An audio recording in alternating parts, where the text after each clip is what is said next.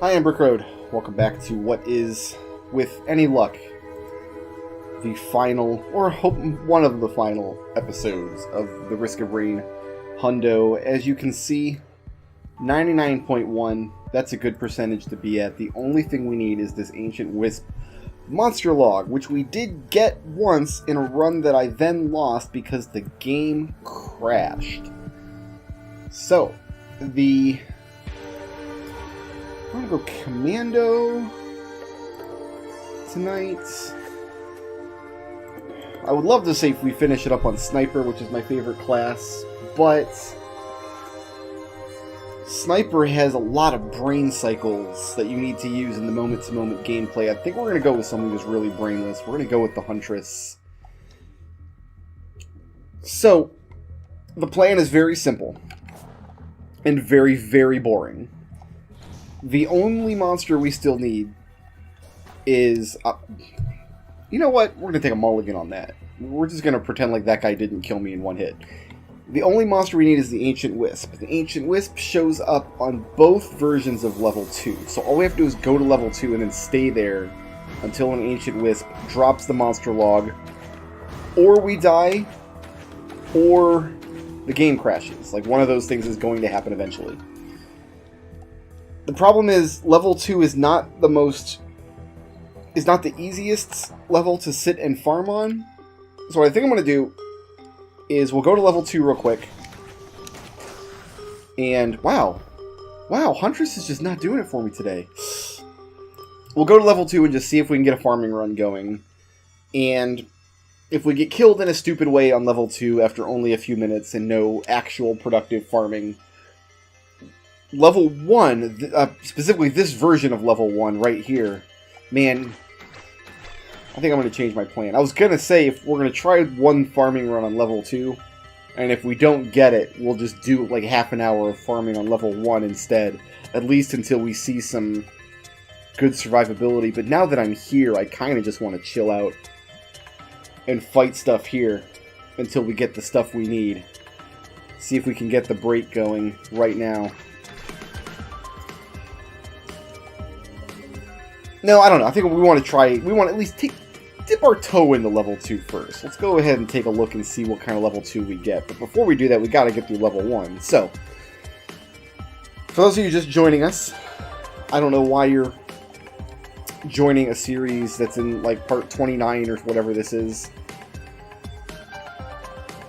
I had a Risk of Rain 100% save that got wiped when I replaced my computer's hard drive. And instead of just cheating and downloading a save or editing the Risk of Rain INI file, which is all the save file is for this game, it's just a text file that you can just edit to say whatever you want, really.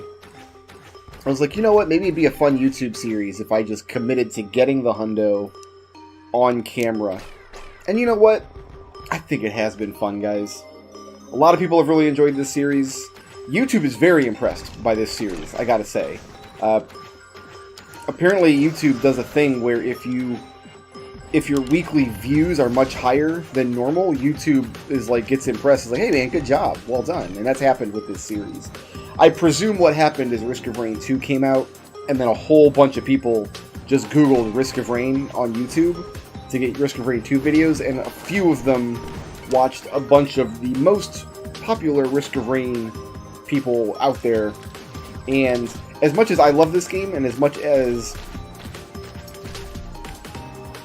it's been good for my channel, and as much as it is an excellent game that deserves all of its success, there's not really that many people playing a lot of Risk of Rain on YouTube. It is kind of a niche game still. It is a little bit obscure. So I imagine after you're done watching like Rayquaza and Biznap, like who's left to watch Risk of Rain videos? Hey, there's this one dude, Brickroad's playing Risk of Rain. I imagine that's where most of the people came from.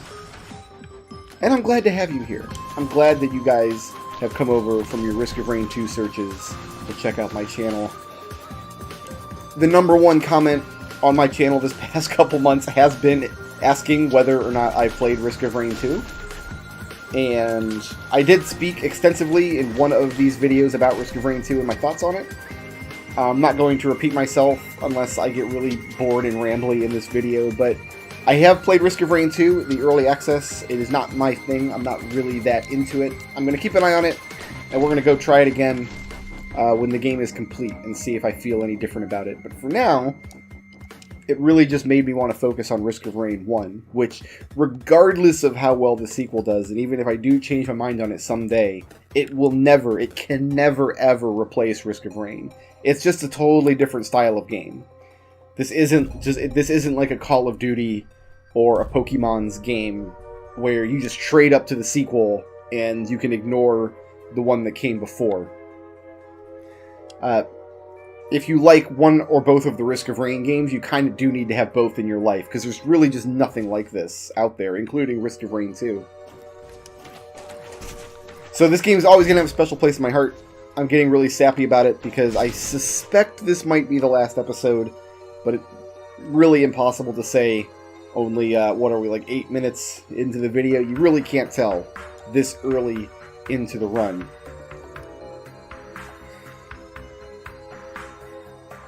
And so, yes, I have played Risk of Rain 2, but it's not really my thing. And I made a decision relatively recently in my gaming career, because I used to be more fastidious about this. But I try to not devote a lot of time to games that I'm not pretty much immediately having fun with. Like, I need to be enjoying myself within a few minutes of power on, or I'm going to write a game off. And a lot of people are going to hear that and get upset. Like, a lot of people are going to disagree with that assessment. But I feel like this policy has served me well the past couple of years, because what it means in practice is I'm spending more time playing games that I enjoy and less time playing games that I don't enjoy. So this is a great example from my stream. I have this memory it was very abrupt.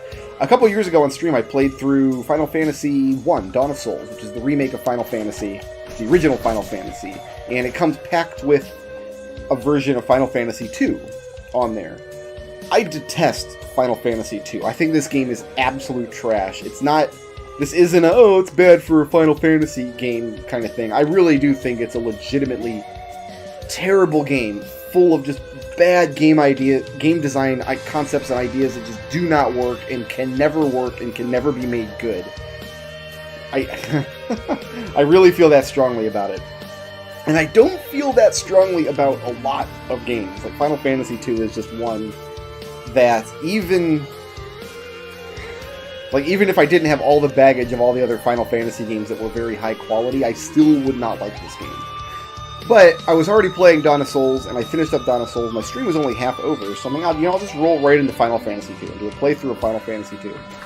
And we had some dudes in my chat that got real mad about how much I didn't like the game. Like, I got some people that were legitimately upset. I did learn a lot about the game during that playthrough. I had some people in my chat who, for some reason, like the game.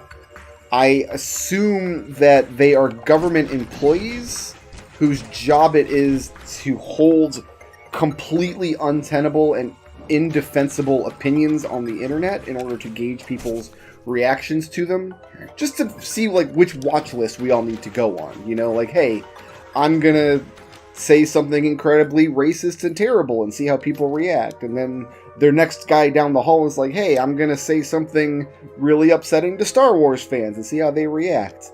The conspiracy goes real deep. Wake up, sheeple. That's the only thing that makes sense to me, why people out there would claim to like Final Fantasy II. I assume the government is paying you to say that. Otherwise, why would you ever say that? But I had some people in my chat who did say that. I like Final Fantasy II, and here's some stuff you can learn about it to play it. So I did learn to play the game a little better. I was still of the opinion that none of what I learned made the game even remotely excusable. It was still a horrid game. So I did finish the game. I did finish the playthrough, and then there's like a bonus playthrough you can do called Soul of Rebirth, where you play through like a bonus dungeon with there's like an A team and B team of characters in this game, and most of the B team dies, spoiler warning, during the course of the main Final Fantasy II story. And Soul of Rebirth is like their way of giving this B team some more closure, like giving them a little something to do in like their afterlife dungeon. And I started playing it, and it sucked because it's Final Fantasy II, and that game is horrible garbage. And like 10 minutes in, like I was already complaining about it, and like somebody in my chat was like, it was exasperated. Like, if you hate it so much, why, like, stop playing it? I'm like, yeah, you're right, and I immediately turned it off. It was that quick, like on stream. I've never quit a game on stream that quick before. It's like, you know what? No, you're absolutely right. I'm having a terrible time. This is awful. I don't want to continue this. It's time to just shut this down. Let's play something else. I think I rolled right over into Final Fantasy III, actually, and then we played through most of the rest of the series over the course of the next year. I did this like massive Final Fantasy series playthrough where we named all of our characters after vegetables in every game. In fact, I did my Final Fantasy V 4-job fiesta that year. What is this item? It's I don't even know what this use item is. Oh, it repairs drones. That's right. It's the drone repair kit. That's not going to be helpful at all. You can tell how rarely I actually use drones because I don't know what that item is on site. Stage 2 in Risk of Rain is a difficult place to just farm on because there are more types of dangerous monsters than Stage 1. Stage 1, you really only have to worry about the wisps and maybe jellyfish if you don't have a very early way of dealing with jellyfish. It's kind of, you might be retreating from a mob of monsters and jellyfish are coming in from the wrong angle, and that can be kind of disturbing. There's no jellyfish on this version of Stage 2. There are jellyfish on the other version of Stage 2. But there's a lot of wisps. Yeah, you know what? Let's go ahead and come up here and fight His Majesty, I think.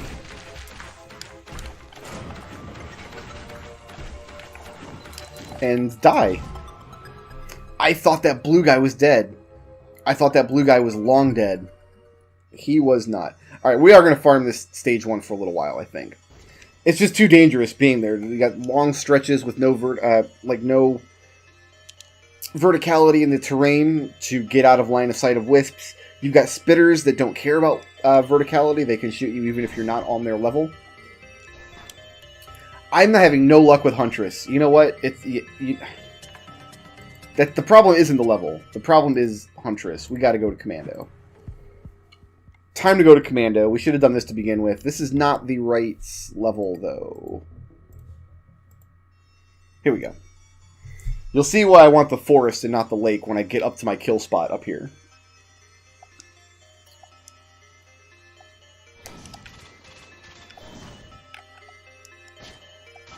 But yeah, I think we'll play Final Fantasy 1, 2, 3, 4, 5... I think I did a playthrough of 6. Yeah, I did a playthrough of 6 that year. 7. We didn't do 8 because we had just done 8 previously. We did 9. I didn't do 10 because I don't like 10. I don't detest it the way that I detest 2, but we did...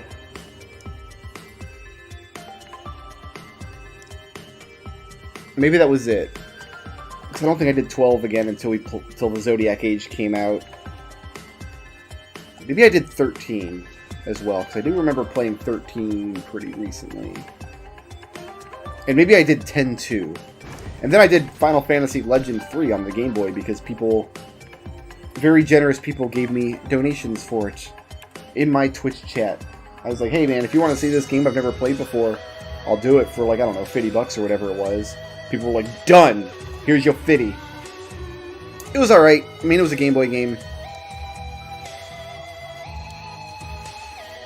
I didn't write home about it. I wasn't like calling Mama. So, I like this as a kill floor because all these breaks in the floor means most things cannot chase you endlessly.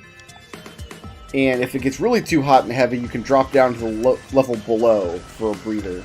I think we're going to stay on this level until we get some verticality to help against the spitters and wisps in level 2, and then we'll go off to level 2 and it'll be wonderful. I think that's the plan. We're going to end on a crazy farming video. I mean, there's nothing else we can do. We have to fight ancient wisps until they drop their monster log, and the only way to fight lots of ancient wisps is to kill time on a level that spawns ancient wisps. The other thing we could do is just not farm and just loop the game until it happens by chance, but then we're only getting 1 or 2 shots every, I don't know, 15 or 20 minutes or so, however long it takes to loop the game. Haven't actually really timed it, I don't think. But you get to the point where if you loop long enough, you're literally just spending 2 minutes and change on each level, because that's how long it takes for the teleporter event to happen, is 2 minutes. And you're so fast, it can jump so much, you find the teleporter basically immediately on every single level. I don't know why I shot that gun there. I was just feeling it. I was just feeling it.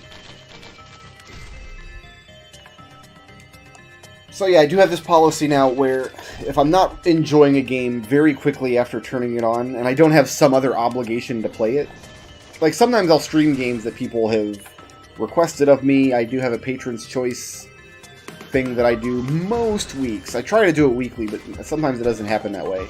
But if I get in the situation where my viewers are expecting me to play a particular game, especially on stream, I'll make an effort to really put some time into it, even if I don't enjoy it. And in those cases, I do still find my experiences with those games, there's still value to them. You know what I mean? Like, I try to find value and merit in everything I play, even if I hate it. Very recently, we played Half-Life 2 on stream. This is a game that has been on my like Patron's Choice menu for so long that it kind of became a meme in my Twitch channel. I'm not a fan of first-person shooter games, and I was not a PC gamer back when the Half-Life games were a thing. I guess they're still a thing, but they're old. They're an old thing now. I wasn't a PC gamer back when those games came out. So I never played the Half-Life games before, and I understand kind of intellectually that they're an important step in gaming, and I understand that they're kind of important for the same sort of reason like a Mario or Zelda game would be important, just for the growing and like maturation of game design in general. Like, intellectually I understand why Half-Life has those qualities, but I had never played them, and I never wanted to because I don't like first-person shooters. And that's what I'm looking for. Yeah, buddy, I'll take a Somerang. I'll tell you why Somerang is good, because you get wisps over here, right? You get wisps on this little ledge over here, like this dude here, and I can get him with a Somerang, but I can't get him with any other attacks. Beautiful weapon to have for this kind of farming. Great. So, Half-Life 2 is also one of those games that people that like it really, really like it. Like, to the point where there is toxicity in the Half-Life fan base. I did a video a couple years ago now where I listed my game of the year for every single year, from 1985 all the way through 2015. It was like, I've been playing video games for 30 years, and this is my favorite game from every single year. And I don't remember what year Half-Life or Half-Life 2 came out, whatever year it was, but I didn't pick those games for those years because I hadn't played them. They didn't have a chance to be my favorite. But there was some toxicity where people were like, no, Half-Life is the best game of that year, you're an idiot. Like, there was those kind of comments, you know what I mean? So there is some toxicity in the Half-Life fandom, but there's also a lot of passion. Like, there's a lot of people that they love Half-Life so much that they get into their head that anybody who likes video games will like Half-Life, because that's how good those games are, and that's how important they are to gaming history. Like, it's impossible to say that you're a gamer if you haven't liked and enjoyed Half-Life. And I have some of those fans as well. I try not to foster the toxic fans in my small little internet community. We have a tight-knit kind of group in my Twitch channel and my Discord. We try not to foster the toxicity at all. We try not to tolerate that. But we'd like to have people with passionate opinions. And some of those people had the passionate opinion that if only we could get Brickroad to play Half-Life 2, he would definitely enjoy it. And there was some evidence to suggest that that would be the case, because I have enjoyed some first-person shooters that I've played. I'm on record as enjoying the 2016 Doom remake. Well, I guess it's not really a remake, was it? Was it like a... It was a sequel without a number, wasn't it? I'm not really sure, but I enjoyed it either way. I actually streamed BioShock Infinite and all the DLC and absolutely adored it. I loved BioShock Infinite. I loved the story. I thought the gameplay was excellent. The DLC I liked even more because it was very focused on stealth, which I prefer to be focused on shooting. There was a lot of like sneaking around and using your tranquilizer darts in the BioShock Infinite DLC. I've actually considered doing the BioShock Infinite DLC, just the DLC, not the full game, where you're playing as Elizabeth as like a YouTube series. It's something that I've always kind of got in the back of my head that I might do. And Elizabeth is actually kind of a meme in my channel too, because if you hang out in my Twitch channel on Sundays when I play Dungeons and Dragons with some dudes, we take a break, like a coffee break, about halfway through each session. And I put a little funny thing on screen that shows Elizabeth from BioShock Infinite doing a dance. So Elizabeth, or Elizagirth as we call her, is kind of a Brickroad meme a little bit. So a lot of people are thinking, well, you know, he likes first-person shooters, or he doesn't like first-person shooters, but he did like BioShock Infinite. Ergo, maybe he'll like this other excellent first-person shooter because it's just that good. Long story short, I did not like Half-Life 2 when I played it. We played it for a couple of hours. I got to the boat level, the level where there was a lot of boat. It was about, I don't know, 3-4 hours into the game. I don't think it was more than that because I remember not playing the game for the whole stream. I thought it was just an average first-person shooter. There's just a lot of, yeah, point your thing at the guy and shoot him, and a lot of... I'm bad at aiming in these games, so I like run out of ammunition constantly, so I'm like always starved for ammunition. Enemies in that particular game respawn a lot. It's not always really clear where you're supposed to go and what you're supposed to do, so I ended up running in circles a lot. There was a couple monsters, like, I didn't understand how they worked at first, and so I would get killed by them a lot. Like, there's these dudes that hang from the ceiling and, like, drop their crazy, like, gross spiky tongues and grab you and drag you up to the ceiling, and I got stuck in a hallway with, like, a couple of those guys and nothing to attack them with. And it's like, well, I guess I just die here, because if I go down this hallway, I'm stuck, and one of these guys is going to grab and kill me. And if I, like, I don't have nowhere to get any ammunition. And it was... a lot of just little, I don't like the genre, and this is just a game in the genre. So, I didn't like Half-Life 2, and I didn't want to play it for very long. But I gave it as much of a chance as I think is reasonable. And I think that's all you could really ask. I have gotten some people, not many, I don't even know if it was plural people, because I've told this story since on my stream about Half-Life 2 and some of the reason I didn't enjoy it. And I have gotten at least one guy that I remember who was really mad about it. Like, you didn't give the game a chance. You went into it insisting you were going to hate it, and so you did. Which is an argument that I don't ever really think I understood. Like, who would start playing a game wanting to hate the game? Like, what kind of mindset do you have to be in where you have a game and you're booting it up, and you put it into your Nintendo or your Xbox station or whatever. Like, but you want to hate... What does that feel like, wanting to hate a game? I don't understand what that feels like. I can assure you I've never felt that way about a game. You don't have to take my word for it, I suppose. I'm just some dude saying in his piece. But I literally don't know what that feels like. Sitting down to play a game and wanting to hate it. I never start playing a game wanting to hate it. That just strikes me as counterproductive. But what's funny about it is the people that say it, it's always butthurt fans. It's always a Half-Life fan mad that you don't like Half-Life. Or a Call of Duty fan mad that you don't like Call of Duty. Or a Dark Souls fan that's mad that you don't like Dark Souls. Or a Breath of the Wild fan that... You get the idea. But... oh, it's so nice having a Somarang to keep this ledge clear over here. I love it.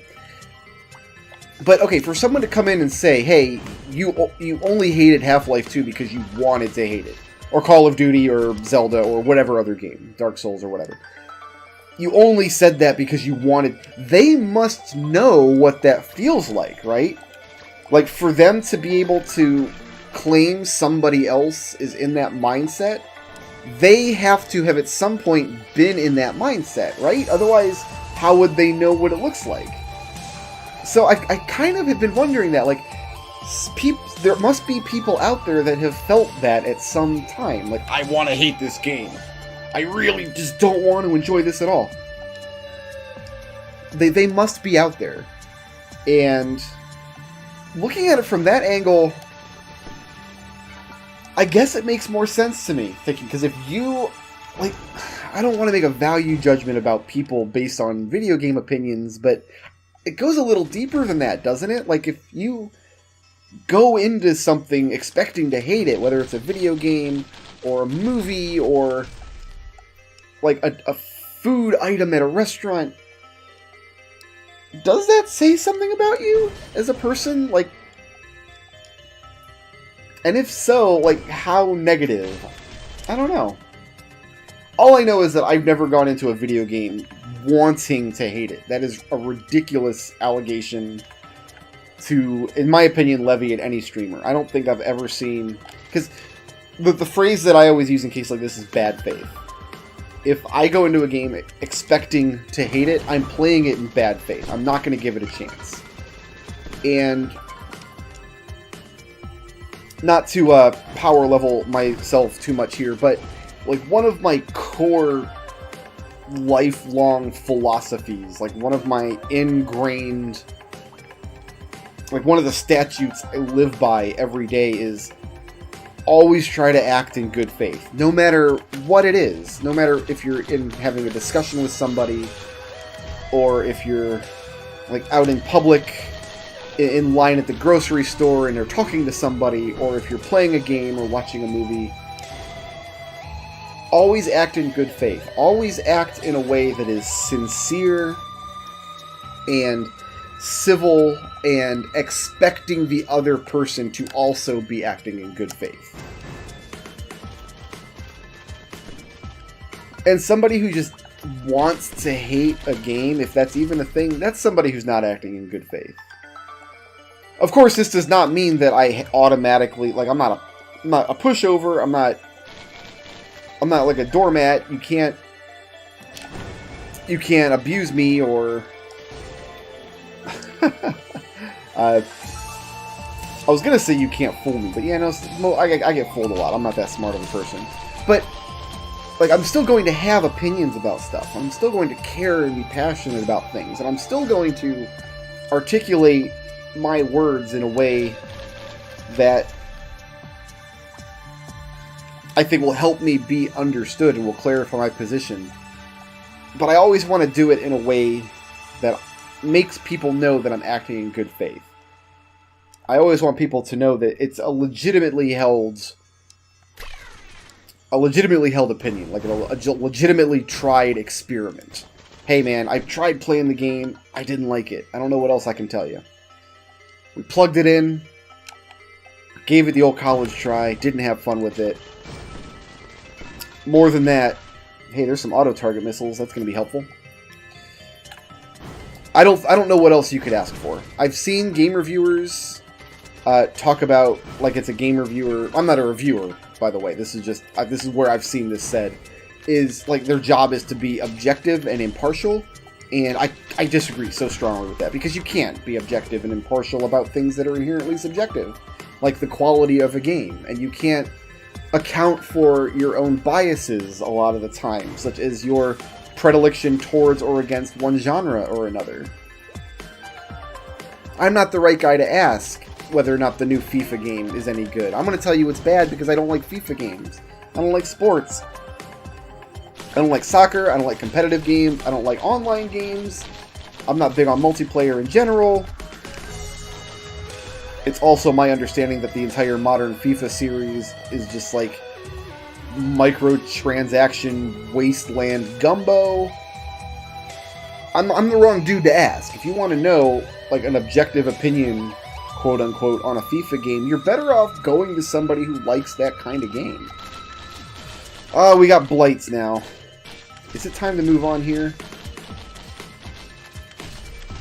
We don't have any verticality. We don't have any hit points either. I think we got to stay here until we at least get some verticality to help keep us off the ground when the wisps start rolling in. I think we have to do that. I could just turn on command, but I'd rather sit here and play for 3 hours than turn on command for 20 minutes. I'm going to be honest. We've seen enough command in this series. I've seen enough command in this game for a lifetime. You know what I mean?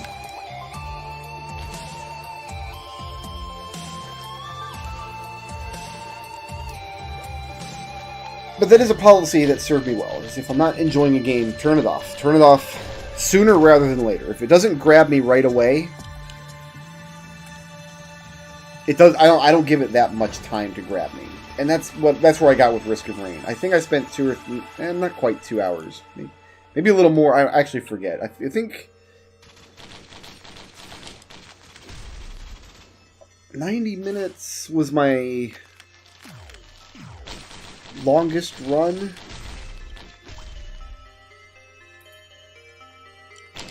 I'm not really sure. It was less than a few hours. It wasn't nearly 400 hours, which is what I have in Risk of Rain 1. Not even close. But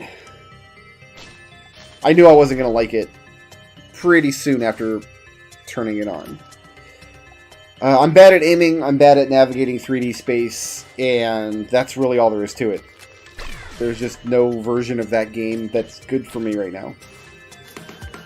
I'm really good at reading 2D space in games that have simple and clean graphics, which Risk of Rain definitely does.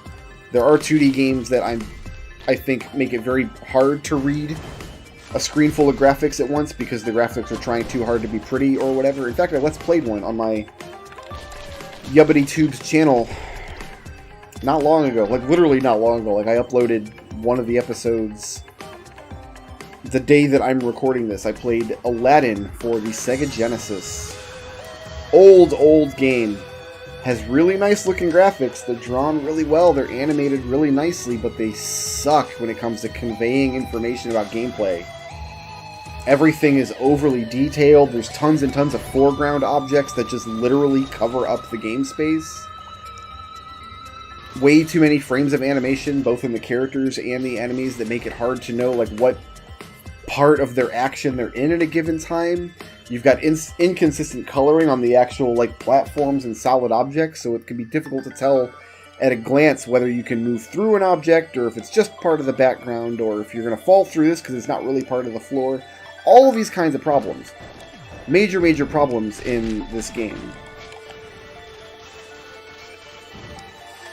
I am sick of seeing useless use items. Don't stop me, bro. You know what? I'm going to come up over here.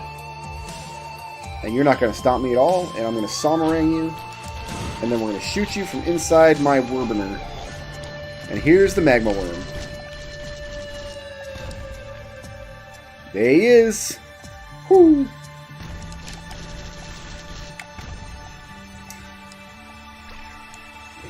I actually had somebody tell me that we keep the Somerang. No, we take the missile launcher. It's much better. I'm not, guys, I promise I'm not going to go on a big long Game of Thrones rant like I did last week, but I did have that comment said to me about Game of Thrones this past week. Like something, if you didn't like this thing in Game of Thrones, it's because you were never a fan of the series and you were always just going to hate it. Really? Okay. I guess the, 3 times that I paid for George R.R. Martin's books don't count. I know what series I want HBO to do next. What fantasy series I want to do next. I want a long-form, like 6 or 7 season long Discworld series, right? Like, we need a high-production, well-written, well-researched, well-acted, internally consistent long-form Discworld series. How great would that be? I had read a bunch of the Discworld books back in the day. I just recently started getting into it. Discworld, for those of you who don't know, it's a series of novels written by the late Terry Pratchett, an incredible author. He made this kind of sardonic, tongue-in-cheek fantasy universe that is... It's not like stupid, wacky, silly, the way a lot of like comedy fantasy universes can be. It has a lot of heart, and it's like a comedy universe that takes itself seriously, I guess would be a good description of Discworld. Like the characters and the things, the settings, the locations, the things that happen in these books actually does matter. Like, a lot of fantasy that tries to pull off being a comedy as well. I gotta take the bugs, I love the bugs. Is like mostly just exists to set up the joke. Like, I think a great example of a show that I absolutely love, actually, is Disenchanted on Netflix. It's a fantasy story, but it's also a comedy, and 99% of the show is setting up the gags and making sure the gags are funny. To the point where, like, one of the episodes literally has a guy breaking the fourth wall and being like, I expected this universe to be logically and internally consistent, and then one of the other characters in the show kills him. And it's supposed to be a commentary on people who are watching the show and taking it, quote-unquote, too seriously. And I got the joke, and it's a funny gag, don't get me wrong. Like, it's it's a great show and I love it, but I think it's wrong to tell fans of a thing to not take the thing seriously. You know what I mean? I think your biggest fans are always going to be the ones that do take you seriously. And so as much as I love fantasy and I love comedy writing, what I'm really enjoying about Discworld now that I'm getting back into the novels is you can enjoy it as a fun story, and you can enjoy it as a fun fantasy setting, and you can enjoy it as something that you can take seriously. Like, yeah, it's funny, and there's gags, and there's jokes, but there's a lot of heart, and there's a lot of seriousness, and there's some legitimately sad moments and things that happen. You come to care about the characters.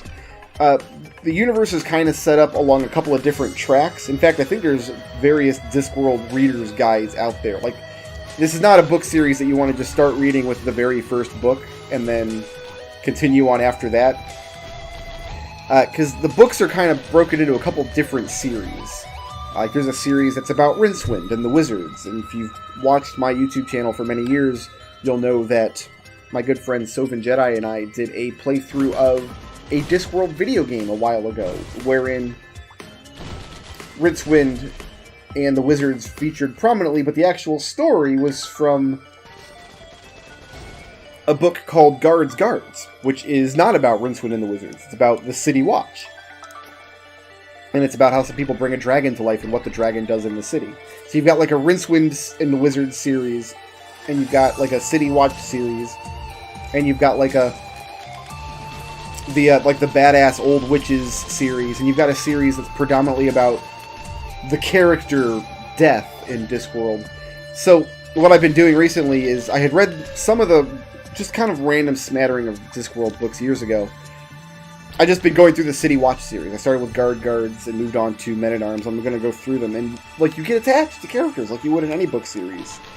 A character died at the end of Men-at-Arms that I was legitimately like upset about dying. Like, I came to love this character a lot, and his death was very meaningful, even though this was like a silly, goofy fantasy world that has been set up. So I think there's a lot of room for that stuff on TV that's not really getting filled. Right now, most of the shows you watch are either going to be like super serious dramas with kind of badly written comedy mixed in, or they just go full hog on the comedy and it's not ever dramatic at all.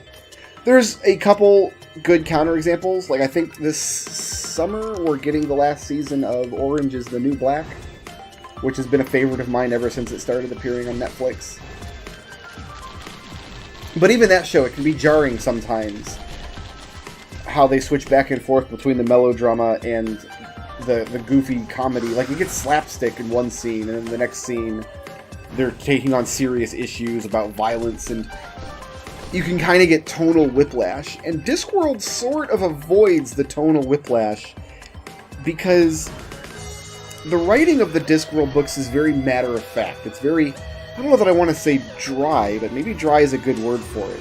It's not like, hey, this is a silly universe, so it's going to be madcap hilarity all the time. It's more like, this is a universe where stuff doesn't make sense, but it doesn't make sense in predictable ways. So the books just kind of take this very serious tone to their comedy. I'm describing this very badly, but it works really well in the books. And I can't think of another show quite like it. And I think as a fantasy setting, there's so much to mine in Discworld. And I think the right showrunners and the right actors could do it justice if they had the right backing. There have been a few Discworld movies, I know. I've seen, one of them is The Hogfather, which is the Discworld equivalent of St. Nicholas. I need some verticality. We're half an hour in. I ain't got no feather. I ain't got no jetpack. I ain't got no nothing. Got some crowbars.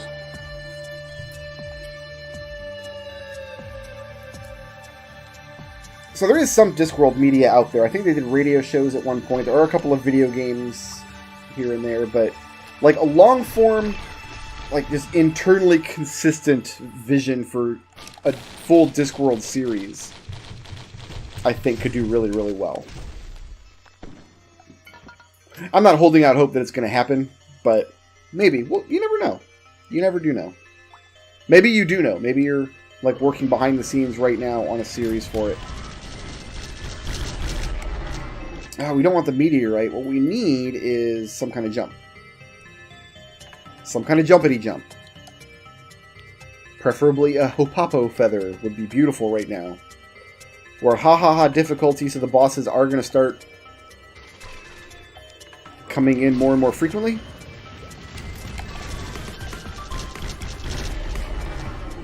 There's a frost relic, which I like. Beautiful. A couple of goat hooves. Our speed is pretty nice right now. There's an infusion. That'll help with survivability, but I really want that verticality before leaving this level.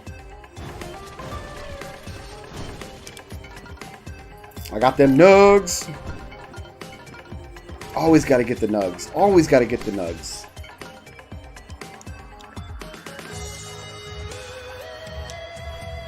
So yeah, I'm not really in the market for a new TV series right now. I know we've got some stuff I'm looking forward to watching in the next few months. I used to watch TV constantly, like 10 hours a day.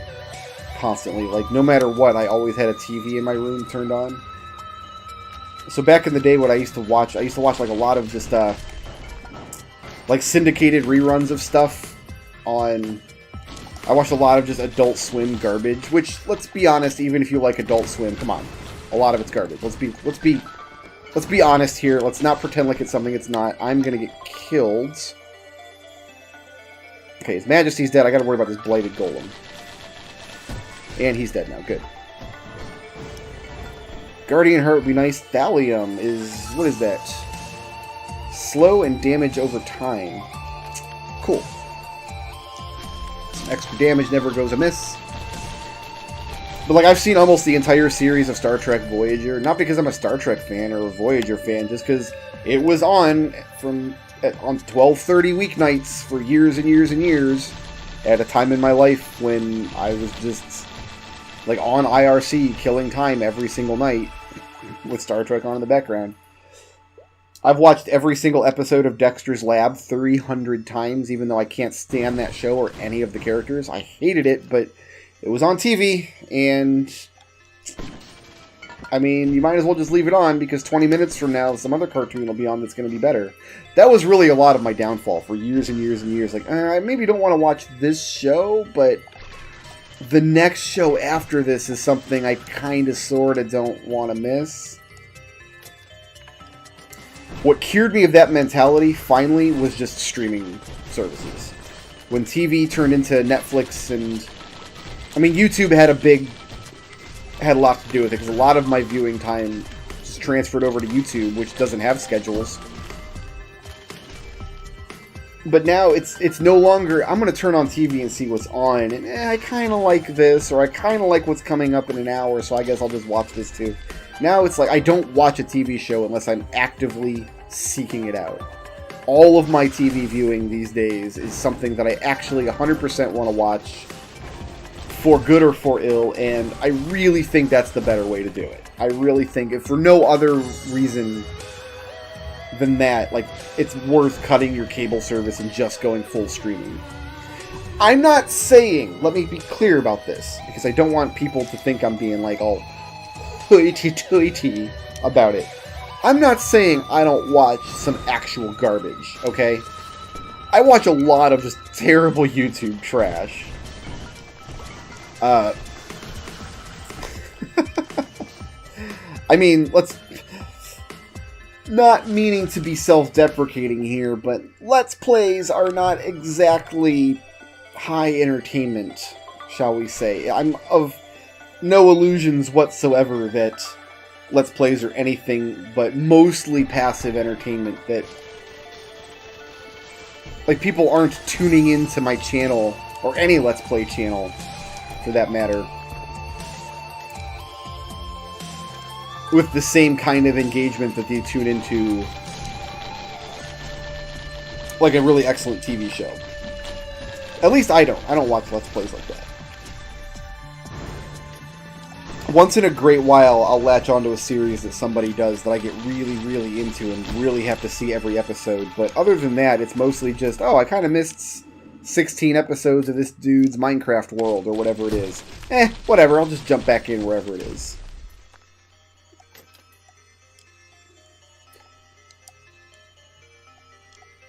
I did see that Minecraft got, like, a new content update recently, which was funny, because I thought I had read that it wasn't going to get any more content updates. I have not yet done my 2019 excursion into Minecraft. That's a game I pretty much pick that up once a year or so for a month or two and play it a lot. Usually off stream, but I do stream it sometimes when I play it. Minecraft is like my comfort food, alright? That's like my game that I go to when I just need to chillax for a while. I don't always like sharing my Minecraft time with other people. In fact, I ran a Minecraft server. I don't want to say I ran it. I paid for a Minecraft server for several years that we had like 24 or so active players on. And I played almost all of that time solo. I'd much prefer to just keep to myself in Minecraft. Build my dumb little house, usually made out of red bricks, because why wouldn't it be? We already got a full golden gun. I just need some verticality, then I can move on. I fired those way too early. No, they got him. They got in there. Haha! In the end, they got him after all.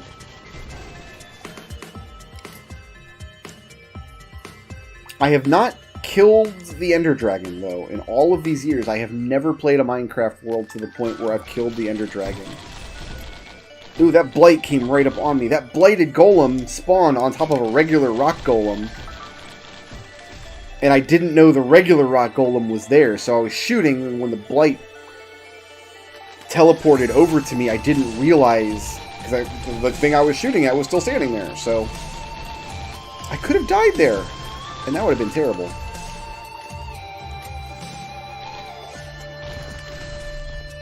But we're doing just fine. We got war banners all over the business right now. We got war banners for days. We're just looking for a little... maybe we need to wait for a Guardian Hurt and some verticality, like both of those things, to make sure that the one-shot can't happen.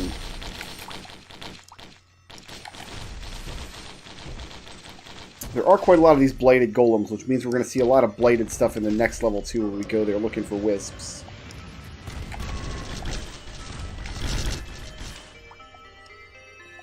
Come here, Magma Worm. What else you got? Crowbar.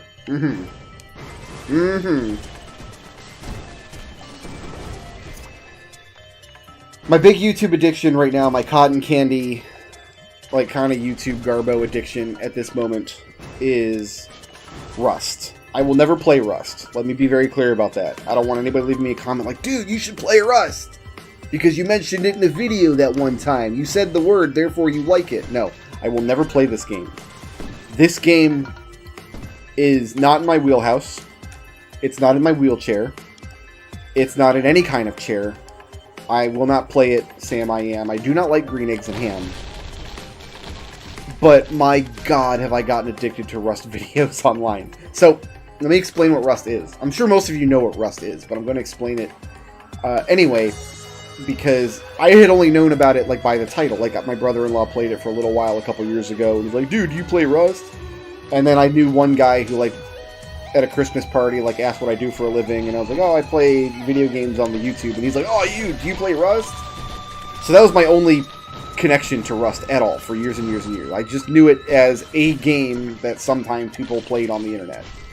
So I kind of put it in the same box as, like, Call of Duty or Overwatch or Fortnite or something like that. Like a game it's popular amongst the internet kiddies, but it's not something that I personally ever want to play. Which, I admit, has not been my most successful career decision. People all the time tell me, like, well, it's no wonder you've only got 3,000 subscribers on YouTube after 10 years. It's because you only play these stupid old obscure games that nobody cares about. Yes, I know if I played Hearthstone or Overwatch or something, I'd probably get way, way more subscribers very quickly. But I would be so unhappy playing those games. Anyway, Rust. Let me describe this game to you. The best way I can describe Rust succinctly, it is griefing the game. The game is codified griefing. The whole point of the game is to ruin the game for other people. That's why this game exists. So, it's a first-person shooter multiplayer game with, like, lots of crafting and stuff, and you're in this world, and you can build a base, and you can set, like, traps on your base, and, like, locks so other people can't get into it. And so the whole game is about breaking into other people's bases and stealing all their stuff. So now their stuff is your stuff. I'm sure there's a tech tree, and there's in-game ways of getting items. Like, I know you can fire off a flare gun to call, like, an NPC helicopter to your position that'll drop some loot for you, but I'm pretty safe, having never played this game, saying that the primary way of getting stuff in Rust is taking it from somebody else.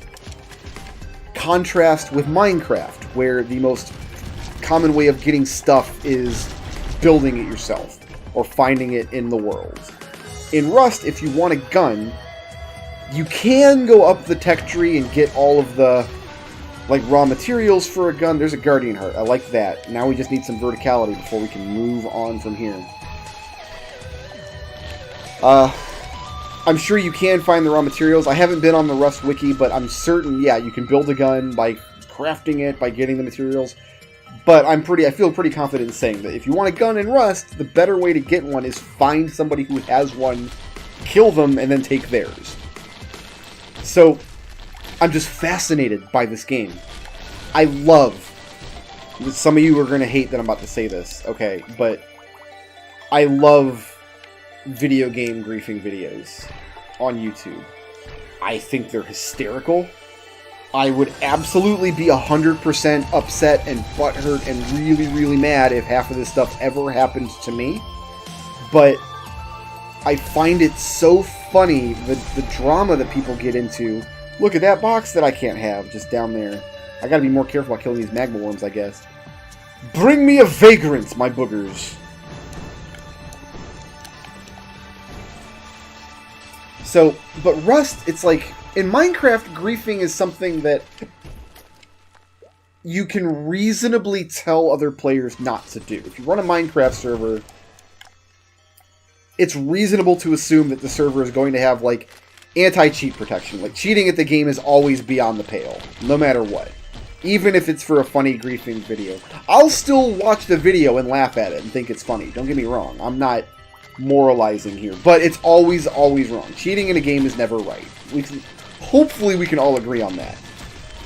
But even outside of cheating, like, I think it's reasonable that if you set up a Minecraft server, you can expect there to be, like, a code of conduct.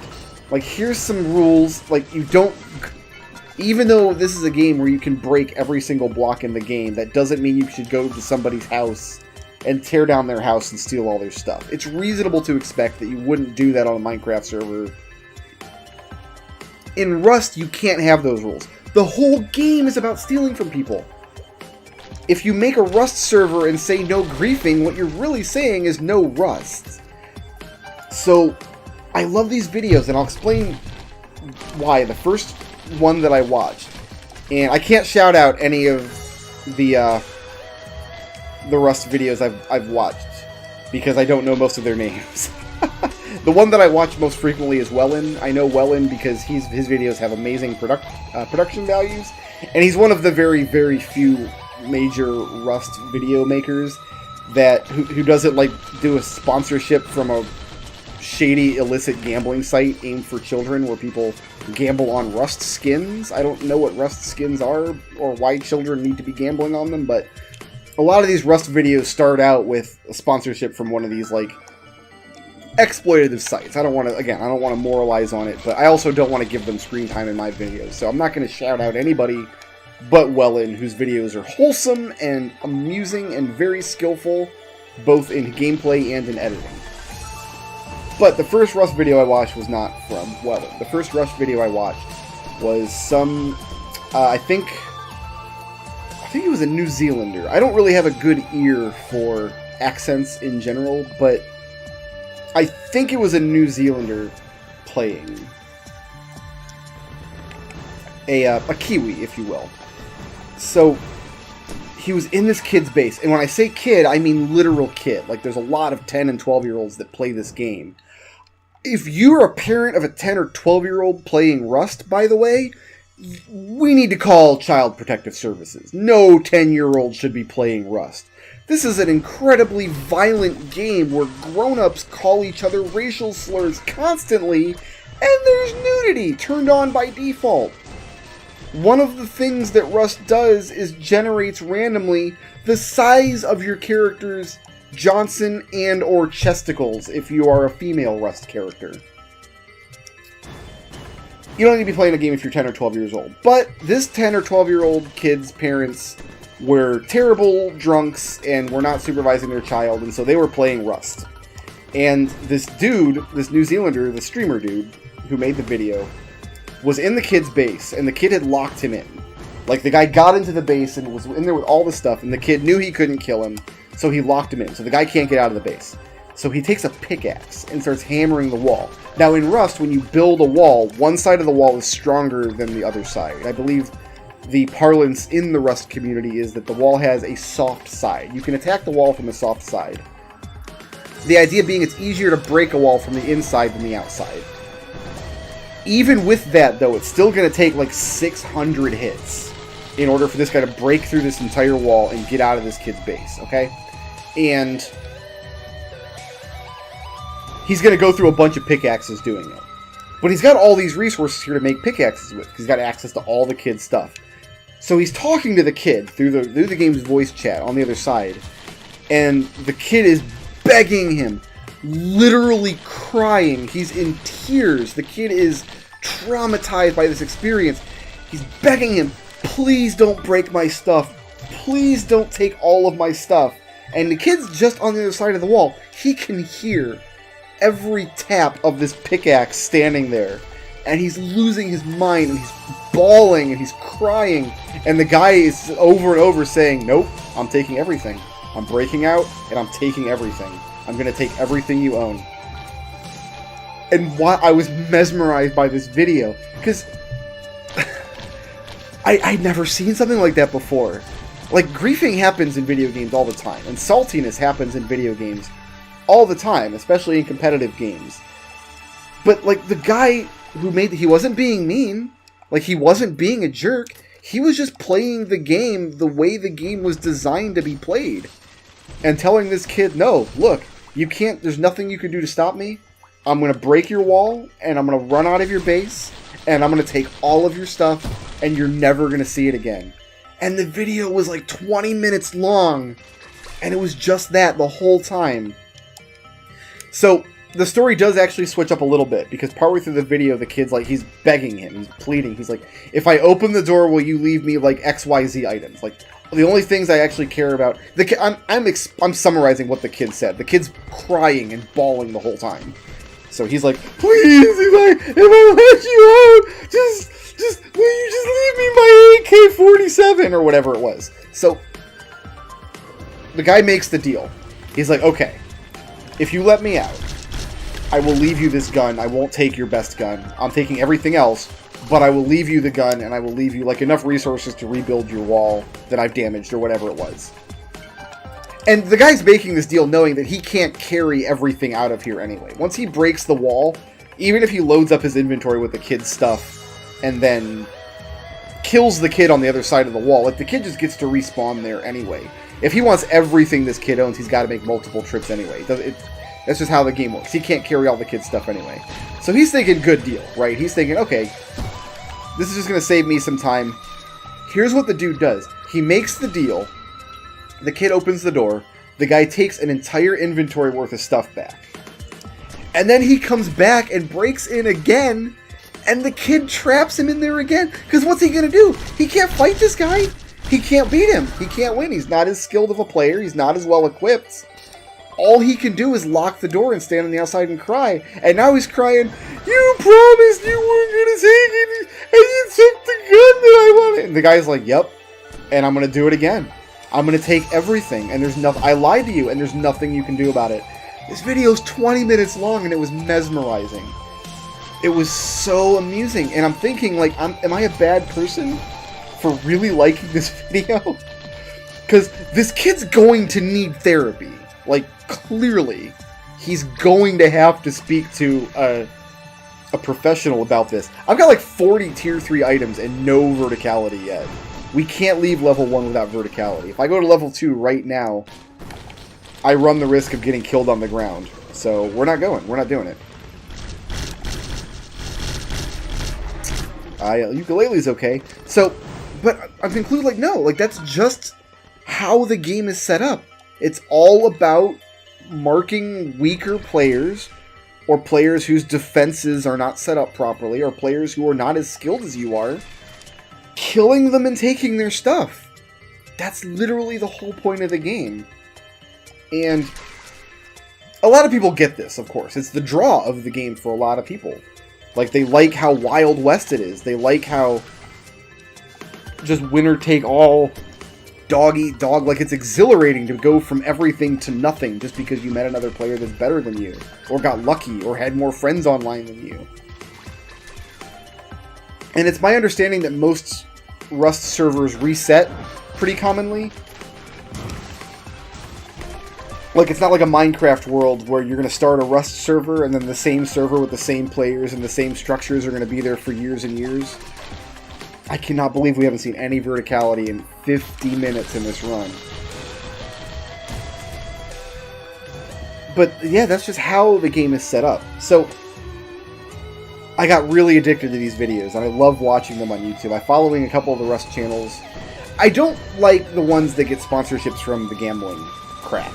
I am 100% against gambling in video games that isn't clearly labeled as gambling.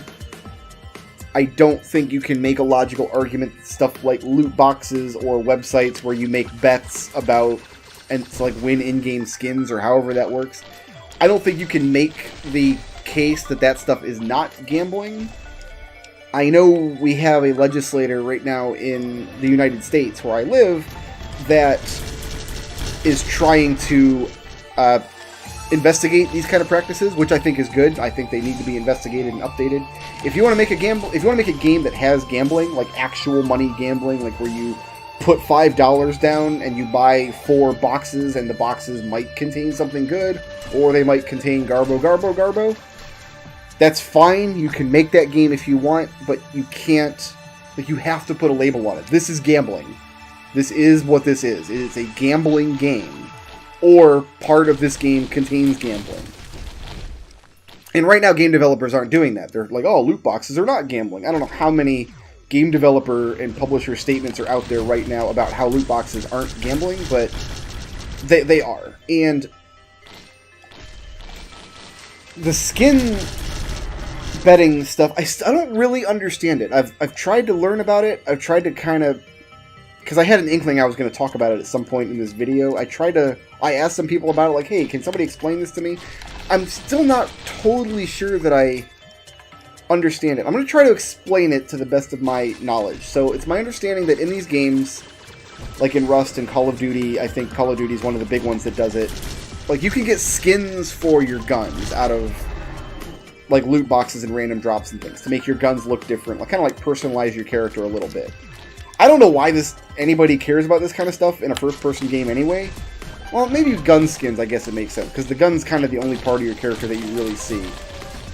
But anyway, my understanding is that, like, a streamer or somebody will buy loot boxes in the game, and then, like, take bets on what they're gonna get, and then the people that make the bets, like, get actual money? Like, there's money changing hands?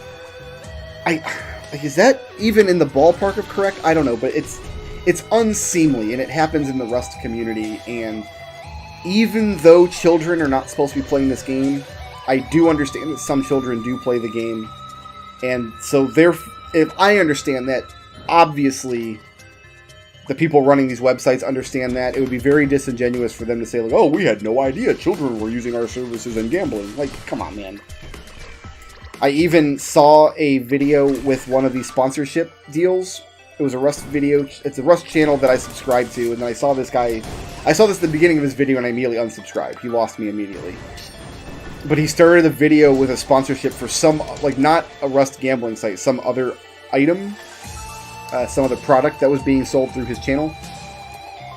And he said, like, hey, did you waste all your parents' money on Rust gambling sites? Here's something nice you can buy them. And, like, he was making a joke. Like, he was making light of it. Like, so many kids are losing so much money on these Rust gambling sites that I can make a fun little joke about it. Like, oh, dude, it's just not funny, though. I didn't find it funny. I thought it was in very poor taste. Bad faith, in fact, bringing it back around. And I unsubbed to that dude. Even though I did like some of his other Rust exploits, I've chosen to not watch his channel. But I don't know, man. I get so addicted to these Rust videos. I really... So, I like the griefing ones. I do. The griefing ones are just the dudes where somebody's just making somebody else's life hell. I love those about Rust. But there's another kind of Rust video that I got really addicted to, and it's when really skilled players get together and go on, like, crazy raids against people that are way above their tech level. Like, taking on groups of people with walls and machine guns and barbed wire when all they have is, like, a crossbow and maybe pants. Rust is a game where when you lose everything, you actually lose everything. You literally don't even start the game with pants. You start the game with your junk just hanging out for all the Rust world to see.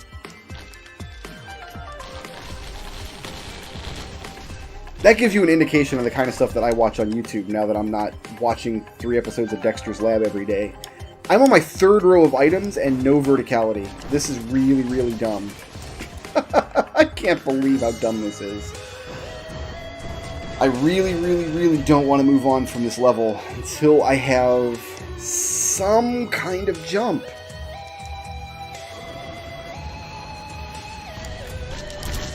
It's got to be coming, right? Like, it's got to be...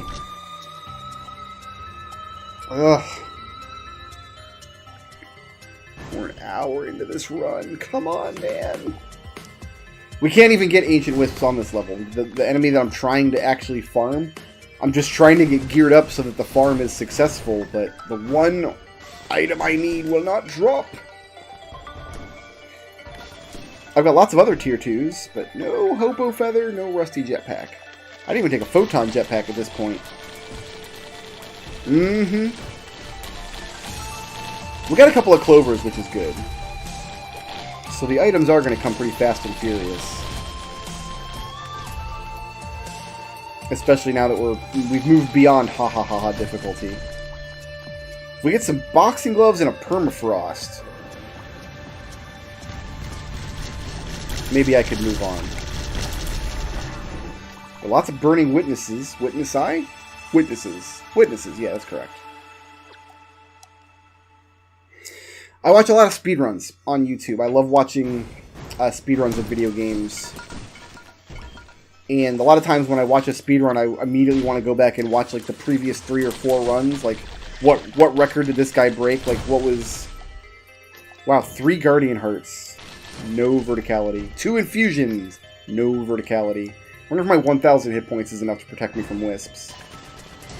I've got a couple of bustling funguses. I've got a bunch of mysterious vials. I've got first aid kits.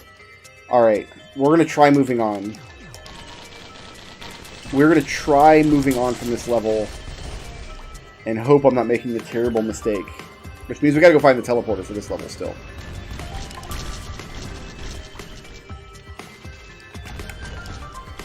Don't like moving down while a magma worm's in play. It's not something you really want to do with your life.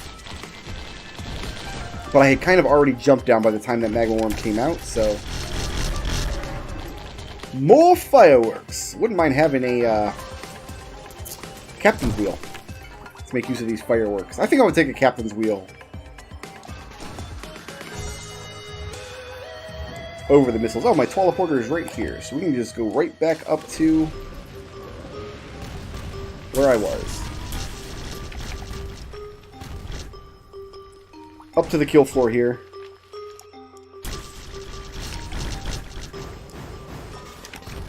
There's the overloader. Like, man, he didn't come out that round. I was starting to really worry. Like, oh, did he glitch out? Where's he at?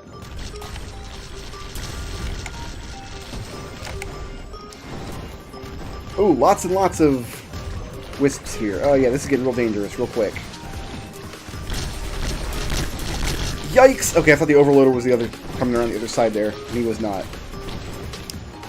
Is he still alive? He is.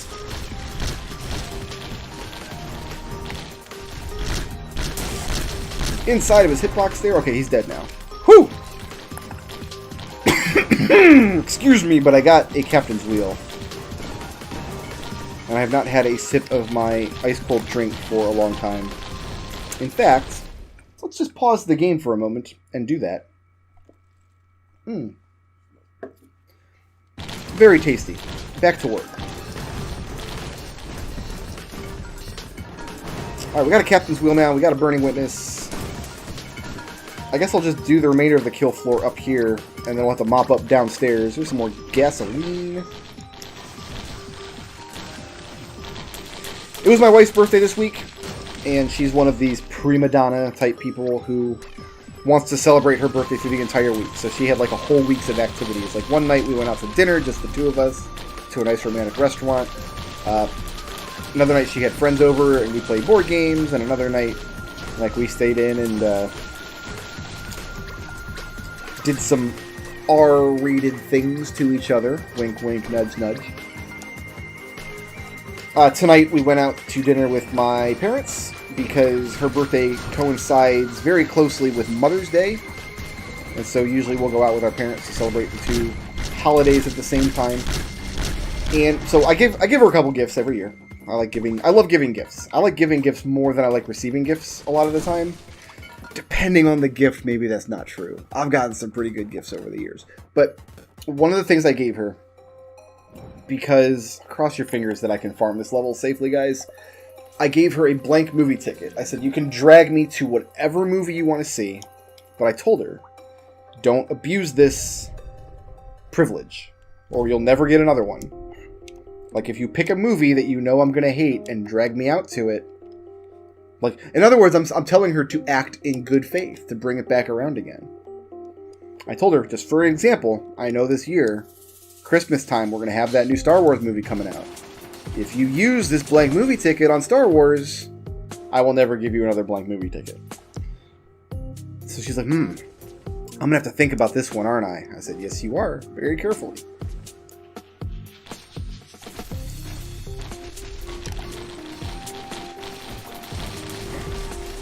There's an Ancient Wisp. Is he going to drop my monster log right away? He is not. Not that lucky. But we're going to get him pretty commonly now. I think we'll just make this the kill floor right here. We'll just run back and forth. Here's another one.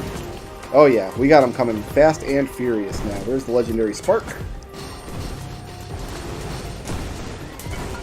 Nice. This is going to go real, real well. And once I get it, I think we'll just finish up the run. I don't think I need to worry about it crashing after only an hour. Although, how funny would that be if the game did actually crash as I was trying to complete this run? But yeah, this being what might be the finale of the series, I don't think I want to finish it on a death. But yeah, I was thinking like what movies are out that I want to see right now, and I think literally the only movie, despite myself, that I actually would go out to see right now with my own dime is the Detective Pikachu movie. I think it just looks adorable. I don't care about Pokemon at all. Like, I don't play Pokemon games. I don't like them. I mean, Pikachu's pretty good, I guess. I like some of them in Smash Brothers, but yeah, that's the only movie I think that's in theaters right now that I would enjoy going to see is Detective Pikachu. I don't know what that says about me. That's not true. I think the new John Wick just opened as well. And I think I'd really enjoy to watch John Wick. But it's not until, like, Halloween time that my horror movie comes out, It Chapter 2. I can't wait.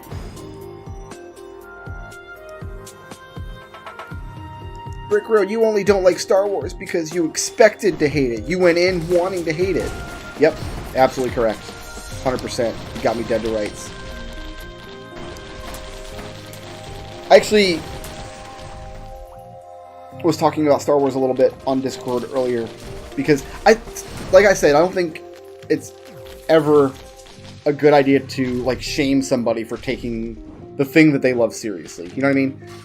Like if you care about something to the point where like you want it to be consistent and make logical sense, like to me that's not the product of like a diseased, overly nerdy mind. It's not like, lol, get a life, virgin, whatever. It's like, I think it's just a reasonable thing to ask for. You want your fiction to be logically consistent. The reason I make fun of Star Wars fans so much, despite thinking that, is because Star Wars has never been logically consistent. Can we just all agree on that? And it's not, like, some people are going to hear that and be like, yeah, I mean, the prequel movies ruined everything. Not even the prequel movies, guys. The very early in the very first Star Wars, like the original, even before it was called A New Hope, when it was just Star Wars and we were maybe never going to get a sequel to any of them. Like, and I'll explain the scene that I mean. So, okay, very, very early on in Star Wars, Princess Leia, who has very bizarre hair for a lady of her age, she downloads some information that she needs to get to her allies or whatever down on a planet. But the Empire's like commandeered her ship. Like they've taken over. They know her every move. So she's like, okay, I'm going to download this key information into a robot. And the robot's name is R2-D2. And then R2-D2 and his very special friend get on an escape pod. And they're flying down to the planet so they can deliver this key information. So the escape pod leaves. And the Empire's taken over the ship. And they're like, hey, an escape pod just left. And then some completely dumb, just asshole says, oh, it's okay. I scanned the escape pod. There are no life forms on it. And then it just goes on to the next scene. This seems fine at first glance, and indeed it is fine. For the type of story that Star Wars is, the only thing you need to care about in every scene of Star Wars is, let's get the viewer to the next scene, so the next thing can happen. And eventually we can have, like, fun action scenes and gunfights, and... oh, let's fight the Wisp from up here, I think. Blighted parent. Gross! I do not like farming on this level. We're getting lots of these legendary sparks, but not a lot of monster logs. So, on the surface, it seems like a reasonable explanation for why the Empire lets this escape pod go. The real reason, of course, is because the writers know we need to let the escape pod go so the next plot thing can happen. The in-universe explanation they give is the guy scanned it, but there's no life forms on it, only droids. So he lets it go. If you don't think about it too hard, it's fine. You move on to the next scene, and I would argue the kind of media that Star Wars is, just cheesy sci-fi action-adventure pulp, That's all it needs to do. It's perfectly fine. Just here's the explanation for why the next scene is coming. It's all it needs to do. Finally, I got a Hopo feather. I feel a lot better about being on this level now. But if you do think about it, though, if you try to scrutinize it, if you care about the logical consistency of the world, it fails immediately. Like, you live in a universe where there are droids. Droids are a thing, and presumably everybody knows what droids are. And the droids we see in the movies, they talk, they have feelings, they make decisions about things, they can deceive you, they can lie. Like, and nobody ever acts like this isn't the case. Like, it's just common knowledge. Like, these aren't the droids you're looking for, is the meme that goes around when the Jedi man is trying to trick the Empire man into thinking that the droids he's looking for are not, in fact, the droids he's looking for. And that doesn't work unless droids are, like, so common in this universe that you can... that the guy, even with the Jedi mind magic, could reasonably be looking for some other droids. Like, oh yeah, there's hundreds of droids around. These aren't the ones we're looking for. Let's move on.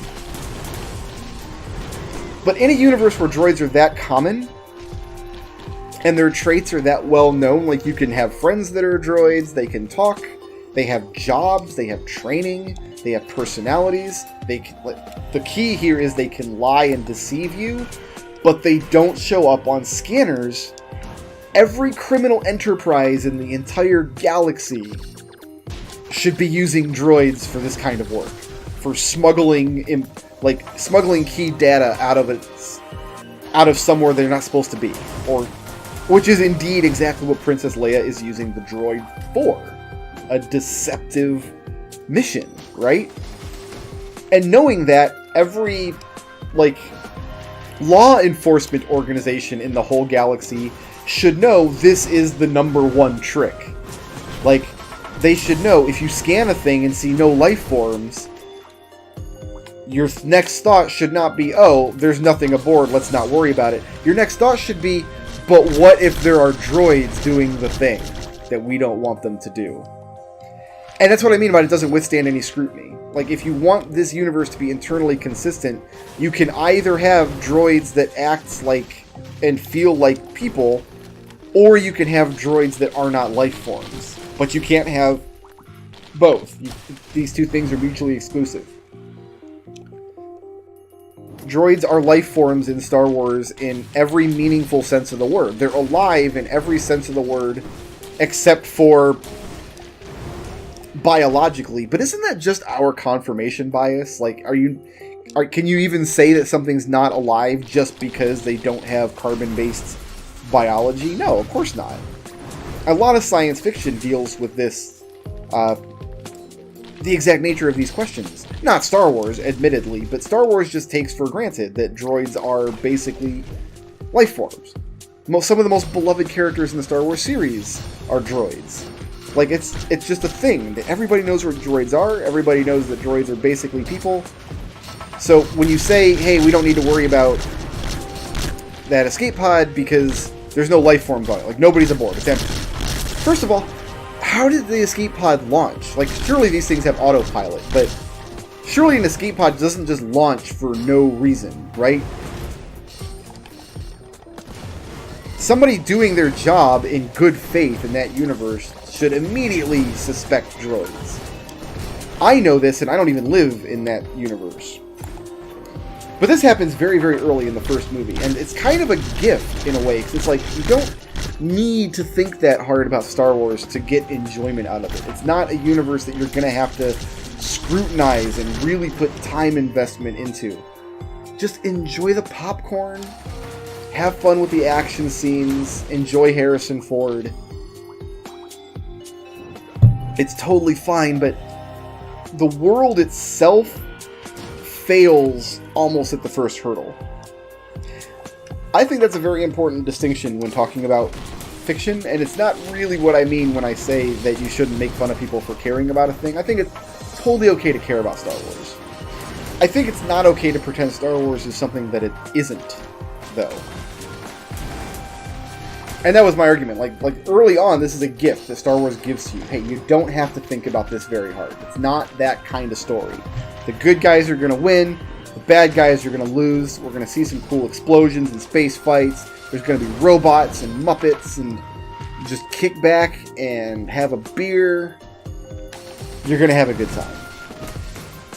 When I approach Star Wars on that level, though, I don't enjoy it.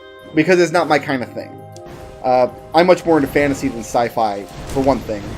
So when you have really cheesy fantasy stories along those same lines, something like Avatar: The Last Airbender is something I really enjoyed for a while back in the day. So it's just not my genre, first of all. But I also don't like most of the main characters in Star Wars. I'm not a big fan. I think Luke Skywalker is an idiot. And it's really hard for me to enjoy a story when the main character is just like an idiot. Maybe that's not totally fair, but hey, subjective opinions don't have to be fair. A lot of people don't like Metal Gear Solid 2, which is one of my favorite games, because Raiden is an idiot. I cannot dispute the fact that Raiden is an idiot. I can't. I can't sit here and argue with you about Raiden. I just have to concede the point. Yeah, you're right. For some reason, it just doesn't bother me in Metal Gear. And I hate the character of C-3PO. Oh my god, he is the worst character in the Star Wars franchise by far. I would rather watch a 6-hour-long Jar Jar Binks musical than watch Return of the Jedi again, where C-3PO features very prominently as the god of the Teddy Bear Kingdom. Oh my friggin' god, this is the story that so many people take super seriously, where crazy flamboyant gold robot man is the god of the teddy bear people. This is the hill you will die on. So I don't really take it super seriously when people the thing that people love to do is hate on the prequel movies. The Phantom Menace, which is my favorite Star Wars movie, by the way, is the Phantom Menace. I like the Phantom Menace a lot, predominantly because the main character is... It's an ensemble movie. There's lots of characters that could be the main character, but Qui-Gon Jinn is kind of the main character of the movie, and I love Qui-Gon. I love his character. I love Liam Neeson as an actor. I think he does a lot of good scenes in the movie. I love the little callback, where he tries these Jedi tricks on Watto the Garbage Man, and it doesn't work. I just enjoy that character so much, and I like Obi-Wan in that movie. I even think the kid does a pretty good job. The kid who got bullied incessantly for being in that movie and it made him hate acting forever, whatever his name was. I think he did a pretty alright job. And, for what it's worth, I like Jar Jar. Dude, he's a comic relief character. All he's intended to do is stupid slapstick nonsense. There's a great physical comedy scene, which I think legitimately is one of the funniest scenes in the first 6 movies, where they're sitting around and they're I don't remember what they're talking about. They're having a serious-ish discussion, they're stuck on this planet or whatever, and they need to get off, and they're trying to formulate a plan. So all the characters are talking about how they're going to do this, and Jar Jar is sitting there, and he uses his wacky frog tongue to grab a I don't know what some kind of food off the table, and Qui-Gon uses his crazy Jedi reflexes to grab his tongue, and he just gives him this look Jar Jar, that's rude, and the adults are talking. It's hysterical. Come on. It's just fun slapstick for the kids. That's all the character is supposed to be. And I think that's all that C-3PO is supposed to be. I think the main reason people didn't like the prequel movies were you can only be 7 once, and you can only enjoy something as a child once. Something that you enjoy as a child kind of gets grandfathered in. So people love Star Wars as a kid, and so they grew up, and the next Star Wars came out, but now they're grown up. And so the stuff that's in there that would make kids love it doesn't resonate with them anymore. I know there are actually legitimate problems with the prequel movies, too. George Lucas is not a fantastic movie director. I actually didn't know this for a long time. Somebody corrected me on this. George Lucas did not direct all of the original trilogy. I didn't know that. He only directed the first one, as far as I understand, where he did direct all of the prequel trilogy. The prequel trilogy did try to play too much at being like, serious, dramatic story. Like, personally, I love the storyline where, in the prequel, where they're very political. The conflict all begins because of a trade negotiation breaks down, and these horrible traders are doing some kind of blockade to keep supplies or products from reaching a planet, and it's like an illegal blockade, but they're trying to strong arm them. Like, there's all this political stuff going on, and most people are like, boring, where's the explosions? But to me, like, that political stuff, and then in later movies, the stuff in the Senate, showing like Palpatine's rise to power and stuff. Personally, I enjoyed those storylines. I like it when you can be, when you show like, hey, this universe has more to it than just the gunfights and the explosions. But that's maybe something you don't want to do in the 4th movie in a series about gunfights and explosions and very little else. You know what I mean?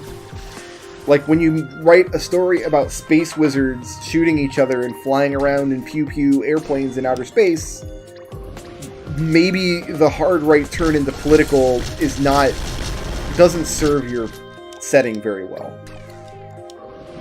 I have not watched any of the Star Wars movies since the prequels. It's my understanding that a lot of people have problems with the newest trilogy now that Disney's bought it, starting with the Force Awakens, and I don't know what they're calling the one this year.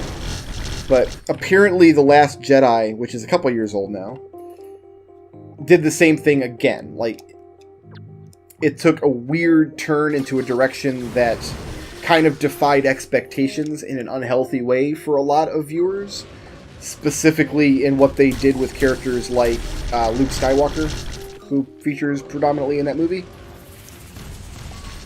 And I know that opinions are very mixed. A lot of people really like the movie. My wife really, really likes it, I should say. She's a big fan of every Star Wars movie she's ever seen. And I've seen the toxic, like, reviews on both sides of this particular movie. Haven't watched the movie, have no desire to watch the movie, but I've seen the here's why The Last Jedi sucks and ruined Star Wars forever. Which is funny, because I thought the prequels ruined Star Wars forever. Isn't that what you guys have been telling me for 20 years? No, I guess you changed your mind. You donut! And I've seen the other side, like, defending The Last Jedi. This is why it was great. This is exactly what the series needs. And I see the validity to both of that, because the one side is saying, hey, they were trying something a little different and they succeeded, and just because it's not what you wanted doesn't mean that it wasn't great, and it can't lead to more greatness in the future stories.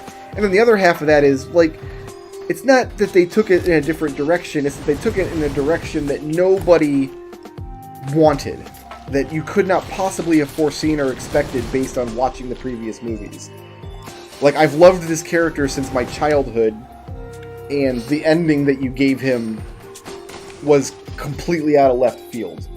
Which, I haven't seen the movie, but it does strike me as legitimate. I think The Last Jedi, judging by the clips I've seen, and the trailers, and the response I've seen, and just knowing what happens in the movie, because I've read spoilers and stuff, like, yeah, I get it. It's not a typical funny space wizard pew-pew Star Wars movie. There was a lot...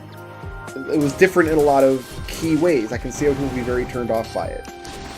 I still don't think it's a reason to be mean, guys. Come on. Don't be mean. Did you go to somebody's This Is Why The Last Jedi Sucked or Was Great video and left a mean comment about how they're a gaytard or whatever? Did you use the word gaytard in a YouTube comment? Shame on you if you did that. How could you?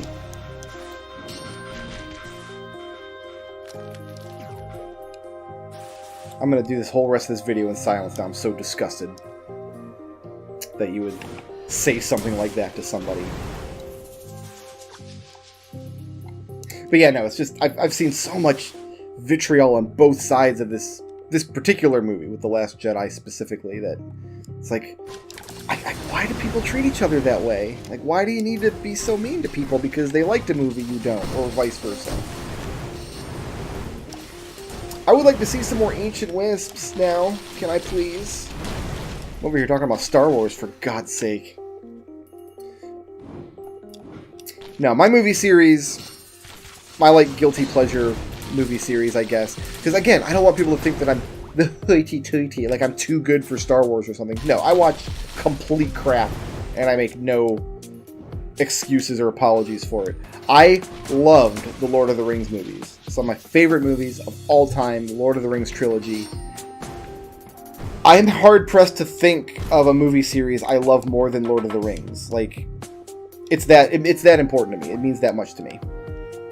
And I loved the Hobbit movies. All 3 of them. I've watched them. I did a full rewatch this year. It took me almost a week. I went through all 6 movies. I've got the extended versions. I went through all of them. I enjoyed them. I love them. I will sit here and apologize for Lord of the Rings and The Hobbit all day long. I even like the really dumb stuff in The Hobbit. I do like, sometimes I'll talk to somebody that doesn't like the Hobbit movies and like, there was this dumb scene where they put all the dwarves in barrels, they're going down the river. I'm like, yeah, that happened in the books. Like, no, but then they're like fighting goblins or whatever on the river. They didn't do that in the books. I'm like, yeah, but if you put that scene in the movie where they're just floating down the river, it'd be a really boring scene. So, yeah, they're fighting goblins because it's cool when the characters fight goblins.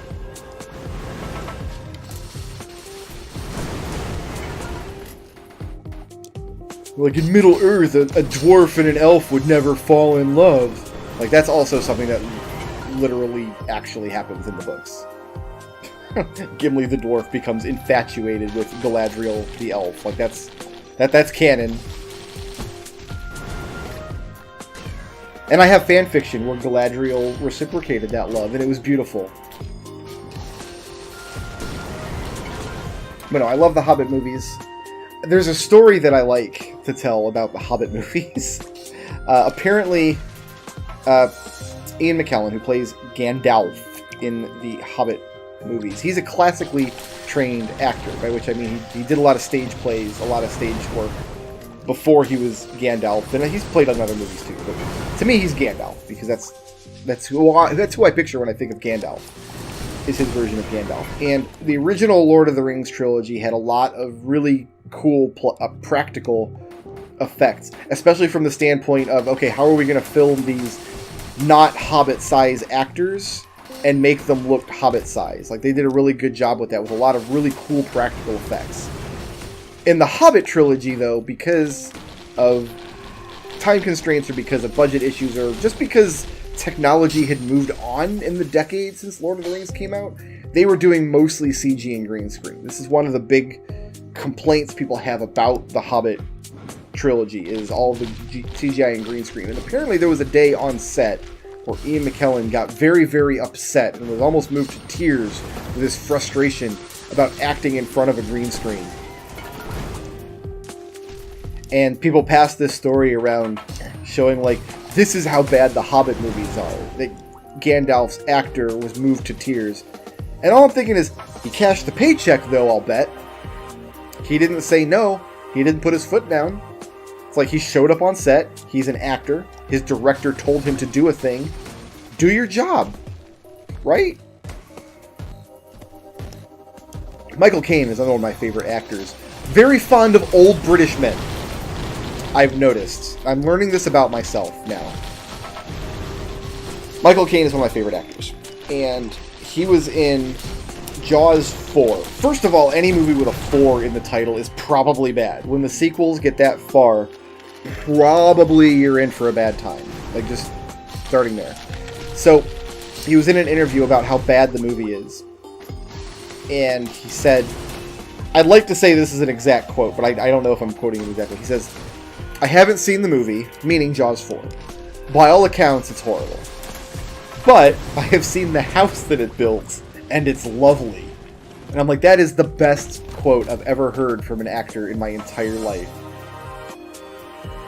I've seen the house that it built, and it's lovely. Like, I think that's a healthy attitude to have if you're an actor. I've heard rumors, I think he's retired now, but I've heard rumors that Christopher Walken, back when he was a much more prolific actor, like, whenever he was offered a part, if he wasn't actively working on another part, he would just take it. Like, he wouldn't... Maybe, you know, is it Christopher Walken? Maybe it was Nicolas Cage. that I'm thinking of. I can't remember now. I'm not actually sure, but yeah, his philosophy was like, I'm a professional actor. It's my job to act. I should just act whenever it comes my way. Like, if a part is offered to me, why wouldn't I take it?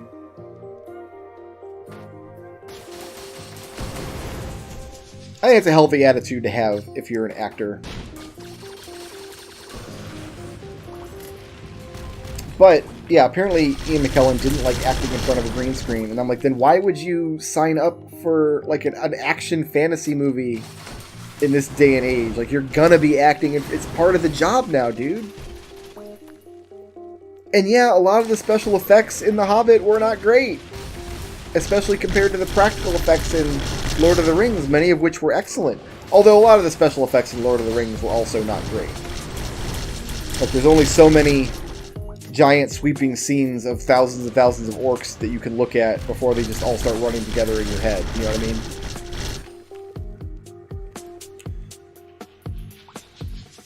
Yeah, I love the Hobbit movies.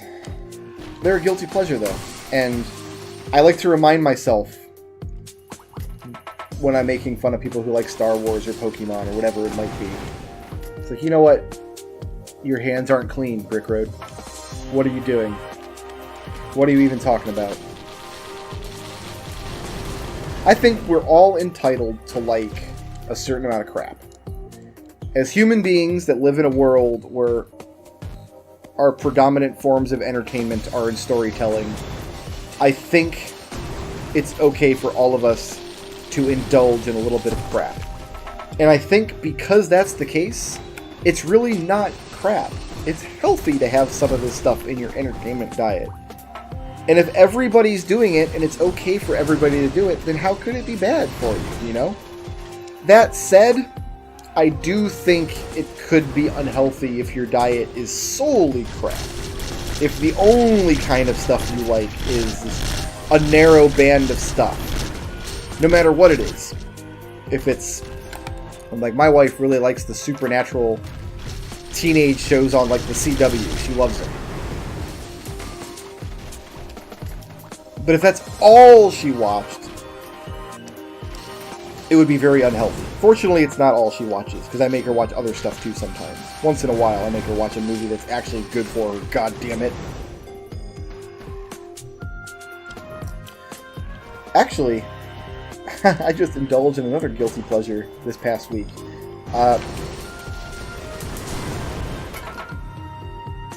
That's a monster tooth. Oh, I thought that said monster log. No, it's a monster tooth we just got from that ancient wisp.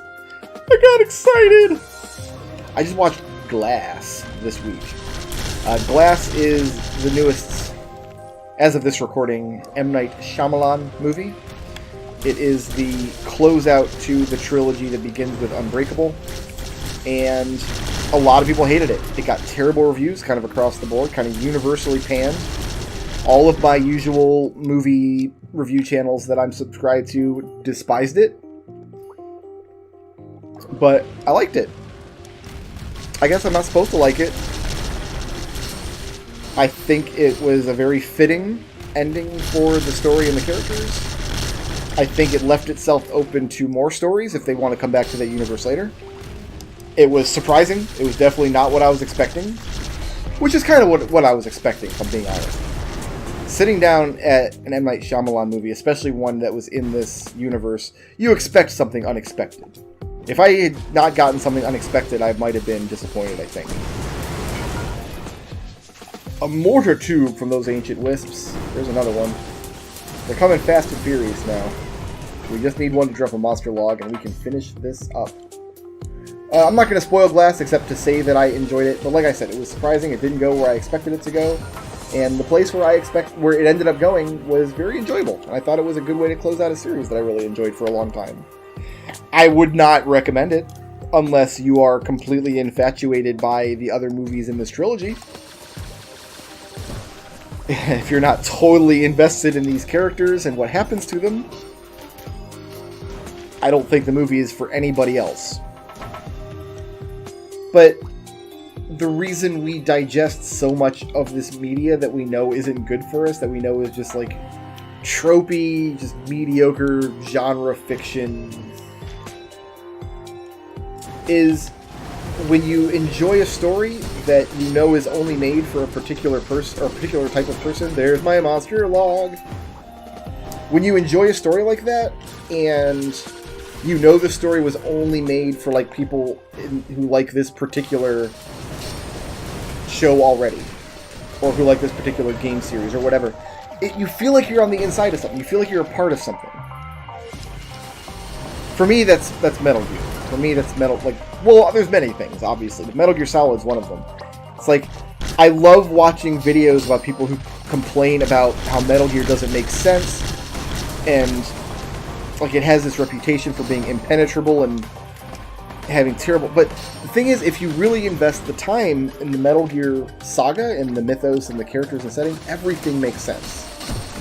The writer is so fastidious about making sure there's no plot holes whatsoever that he twists his whole story into just these disgustingly stupid pretzel shapes just so he can say, hey, there's an explanation for this thing that if I hadn't explained it, nobody would have cared about. But because I explained it, it's way stupider, but there is at least an explanation. I do feel like I'm kind of on an inside joke when it comes to Metal Gear Solid, because I get it. I'm on the inside. I can explain all of it.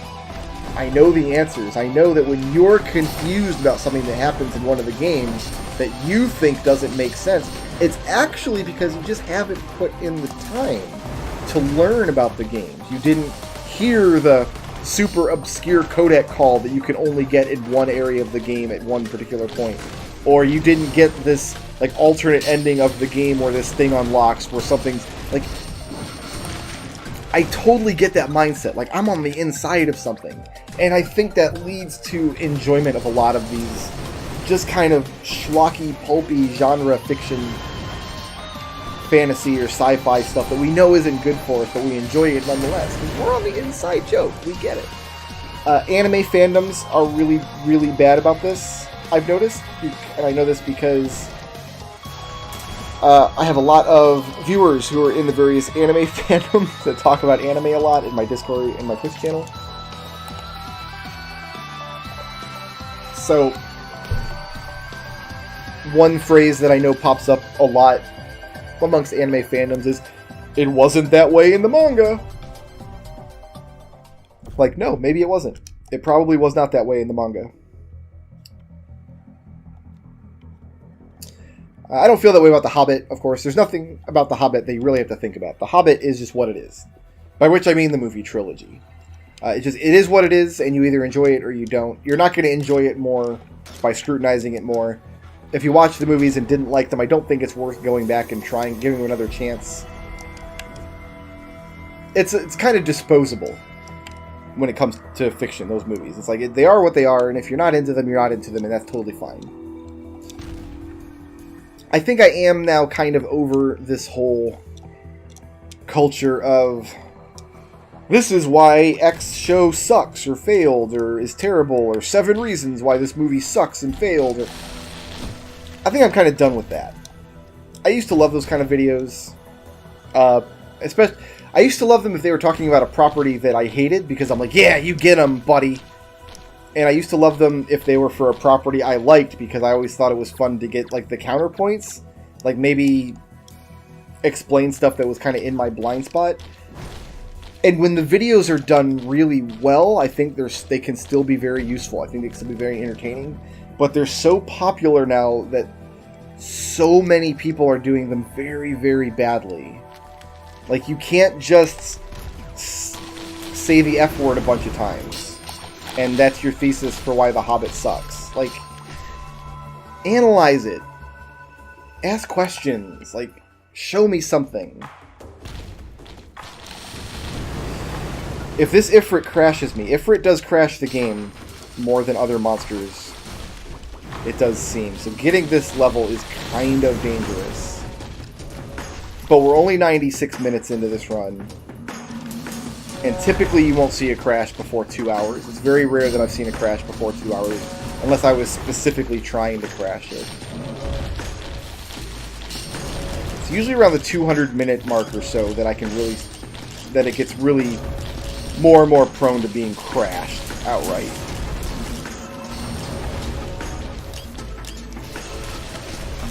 I don't think there's any single genre of fiction or type of fiction or media, like medium, that you can enjoy fiction in that is inherently bad. Even a lot of the stuff that I don't like, and further than that, like even the stuff that I don't understand why anybody likes. Like, I don't watch the supernatural teenage stuff, the Riverdale, the Sabrina, the kind of stuff that my dear wife Peanut is into. I don't like it, but I get why people would. Like, I understand why people would get into just pretty 20-something people pretending to be teenagers, like fighting werewolves and vampires and lots of sexual innuendo, and I understand. I get it. I can put myself in that place, into that mindset. There's other stuff that I don't understand how people like it. I really don't. I'm loath to give any examples in this video because I don't want to make anybody really mad, but... So... I will give an example, though, and maybe make something mad. Sports, I get. If you watch professional sports, like football, whatever, getting into the competition of it, watching the games, I totally understand it. I personally will not watch sports. I think it's boring as hell. But I do get why some people would get into it. The 24-hour constant sports analytical stuff, that I don't understand. Part of it is I don't think I've ever personally met anybody who watches, like, the game and then the 3 hours of pre-game discussion and then, like, the 3 hours of post-game analysis, like, play-by-play. Everybody I know that watches sports likes to watch the game or hit the highlights. Like, following sports news, I understand, but why would you tune into a 3-hour-long sports show that, like, some guy that doesn't play the sport anymore talks about the same play over and over? Yeah, I don't get it. I mean, I don't get 24-hour news in general, but the sports in particular. Like, isn't the fun of the sport watching the game and getting invested in the competition and rooting for your players and hating the umpire who does the bad call? Like, why is just the guys reading the stats spreadsheets kind of coverage fun for anybody? I don't understand. I'm sure it can be explained to me. Alright, Ifrit did not crash anything. I would be very happy if we get killed by Cremator now, though. That'd be okay. If we get killed by Cremator, that would be the end of this series, and I'd be fine with that. His Majesty is coming in... We should be able to get out of here. Maybe not. I'm not going to wait on His Majesty. We don't need any items from His Majesty. We're not going to get out of this level in the next 20 seconds, I don't think. It'll take longer than that for my stuff to count down. We going! I like having my experience balls coming from two sides. Oh, we did get out of there just in time. Look at that. Just on the actual second.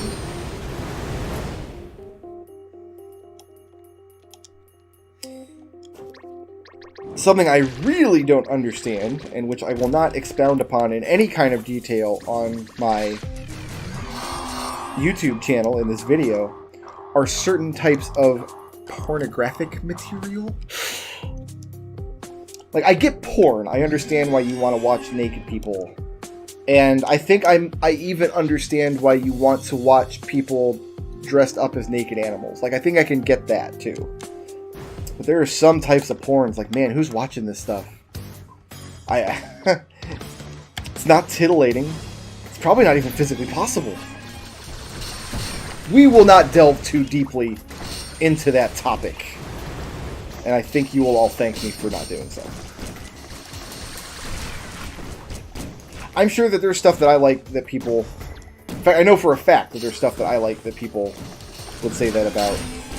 South Park famously did an episode like, why would anybody watch somebody just playing a video game when you could play the actual video game yourself? Like, we don't get it. I mean, the easy answer to that question is they're two very, very different experiences. me playing Risk of Rain with the controller in my hand right now is a very different experience than you passively watching this video the weekend that I uploaded. And this is why we don't like it when the toxic Dark Souls people say, if we can't put easy modes in games because if you need an easy mode, you might as well just go watch a video. No, watching a video is so much different than playing a game. And I enjoy gameplay, personally. I just enjoy watching gameplay. Especially because I understand a little bit, not only about the skill that it takes to play games well, but like also the artistry that goes into making video games, and the difficulty it is to make actual, like, entertaining and watchable gameplay content. People say my job is super easy, and I'm not saying my job is difficult. Like, okay, I'm not out here, like, laying drywall or, you know, protecting the country or anything. Maybe I am. I have no idea. Maybe there's, like, some weird government directive where me putting video game footage on the YouTube is going to help protect America. God bless Uncle Sam. My job's not difficult, but it's not... If you've never done it, it's harder than you might think. It's like, oh, all he does is play video games. Yeah, and talk at the same time. It's a lot harder than you might think it is. It's funny because I've got some viewers, longtime viewers of mine, who now will stream and upload videos of their own from time to time. And it's funny, whenever I say this on stream and somebody, like, disagrees, like, it's just video games, like, immediately have somebody like, nope, you've never tried it. Multitasking is something that the human brain cannot do. The human brain, biologically, cannot do two things at once in terms of, like, devoting thought process to them.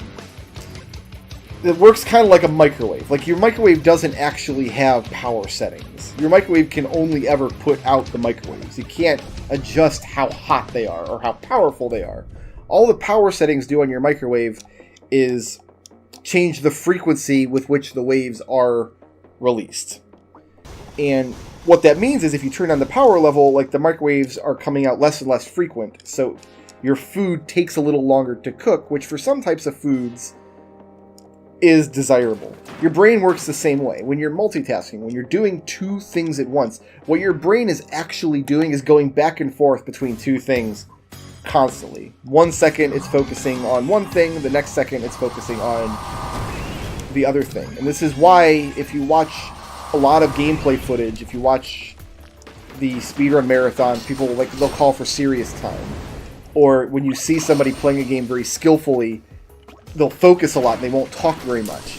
Or when you're watching people at, like, a fighting game tournament, they have people commentating the tournament, but it's not the people playing the game. Like, the people playing the game aren't commentating. It's because the brain needs to focus in one direction at a time. You can switch directions very, very quickly and very, very abruptly, so fast that some people think they're good at multitasking, but you are still shifting very abruptly, very quickly. You're going back and forth.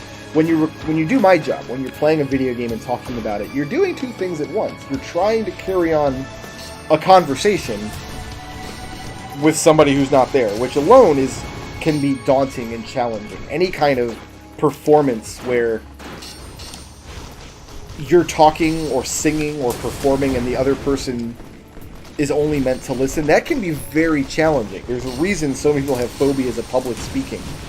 The first couple years, I'm very comfortable doing it now, because I do this all the time, but the first couple of years I had my Let's Play channel, my update schedule has never been more sporadic as it was during the first couple of years of this channel, specifically because I had days where I sat down and I'm like, this is just so stupid.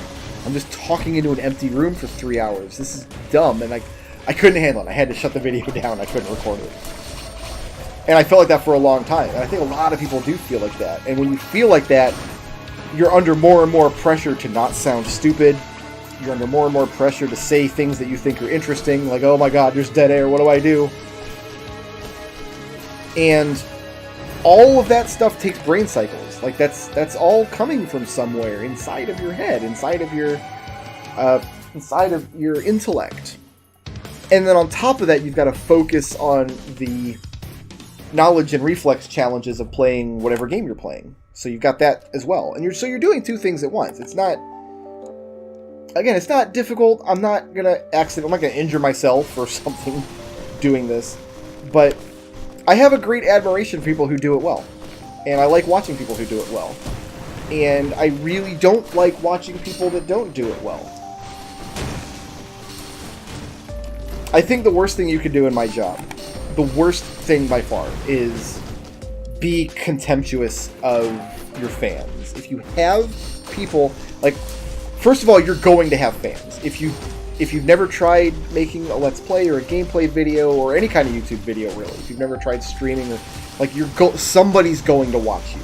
Somebody out there wants to see the thing you're making. Maybe your fan will be a jerk. Maybe you will hate them. Maybe all they want to do is yell homophobic nonsense at your Twitch stream. But somebody out there wants what you're making for some reason.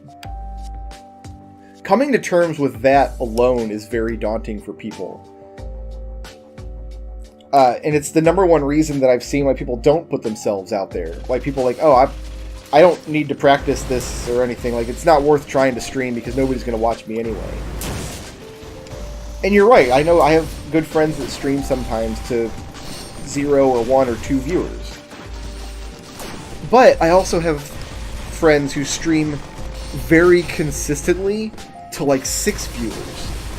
And that's very important to those 6 people who are watching. Those 6 people, like, you're a big part of their life. Even though you're not a big part of a lot of people's lives, there are 6 people who know who you are, and you're a part of their day, you're a part of their routine. The other people in the channel that you interact with are, like, you've made a difference in somebody's life, even at that small scale. And I think people who say that this job is easy or that it's not a real job or whatever, like, they lose sight of that. A very, very common comment that I get, especially on old videos, I'll get this on old videos from time to time, is like, hey, I just watched this series again. I remember this series came out at a really dark time in my life, and it helped me get through some real stuff, man, and thanks for what you... Like, I get those comments so commonly that I've started to just expect them. They've just become normal to me.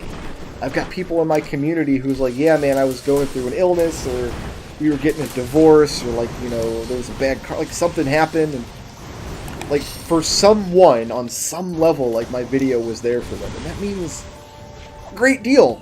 And it should mean a great deal. So, when I see people that do my job and they're very contemptuous of their fan base, when they treat their fan base badly, like, that makes me very upset. And then I get even more upset when I go to that person's Patreon page and they're making 10 times what I make. Like, that's the nature of the beast too, though. You can do my job badly and still be successful, because we're on the internet. People love to laugh at people that do things badly. Oh, His Majesty's here again. Welcome back, His Majesty. His Majesty is now dead. Let's kill some worms. Guys, this is our last Providence fight together, at least for a while. We will be doing more Risk of Rain on the channel. I want to have, like I said, at least one full playthrough with each class, which I still don't have.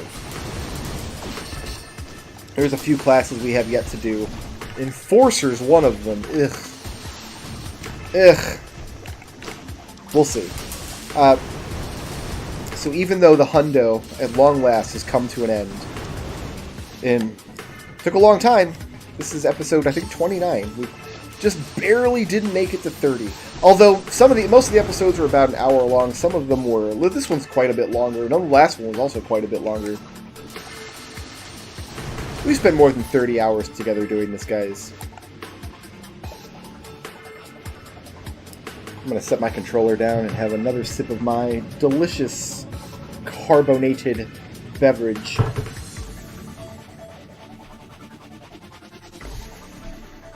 So I think the only way you can do this job badly, the only way you can make internet content badly, the only way you can be creative badly is if you show contempt or disdain or hatred or apathy for the people who enjoy your creativity.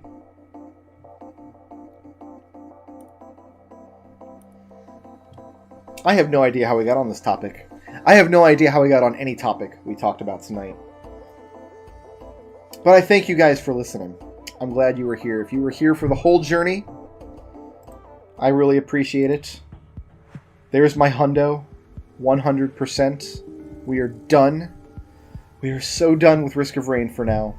We're going to come back and do some more series. And I'm going to do another long-form Saturday series that should start next week. And I hope you all will join me for that. I hope to see you on Twitch and YouTube and Discord in the near future. Thank you so much for watching. Good night.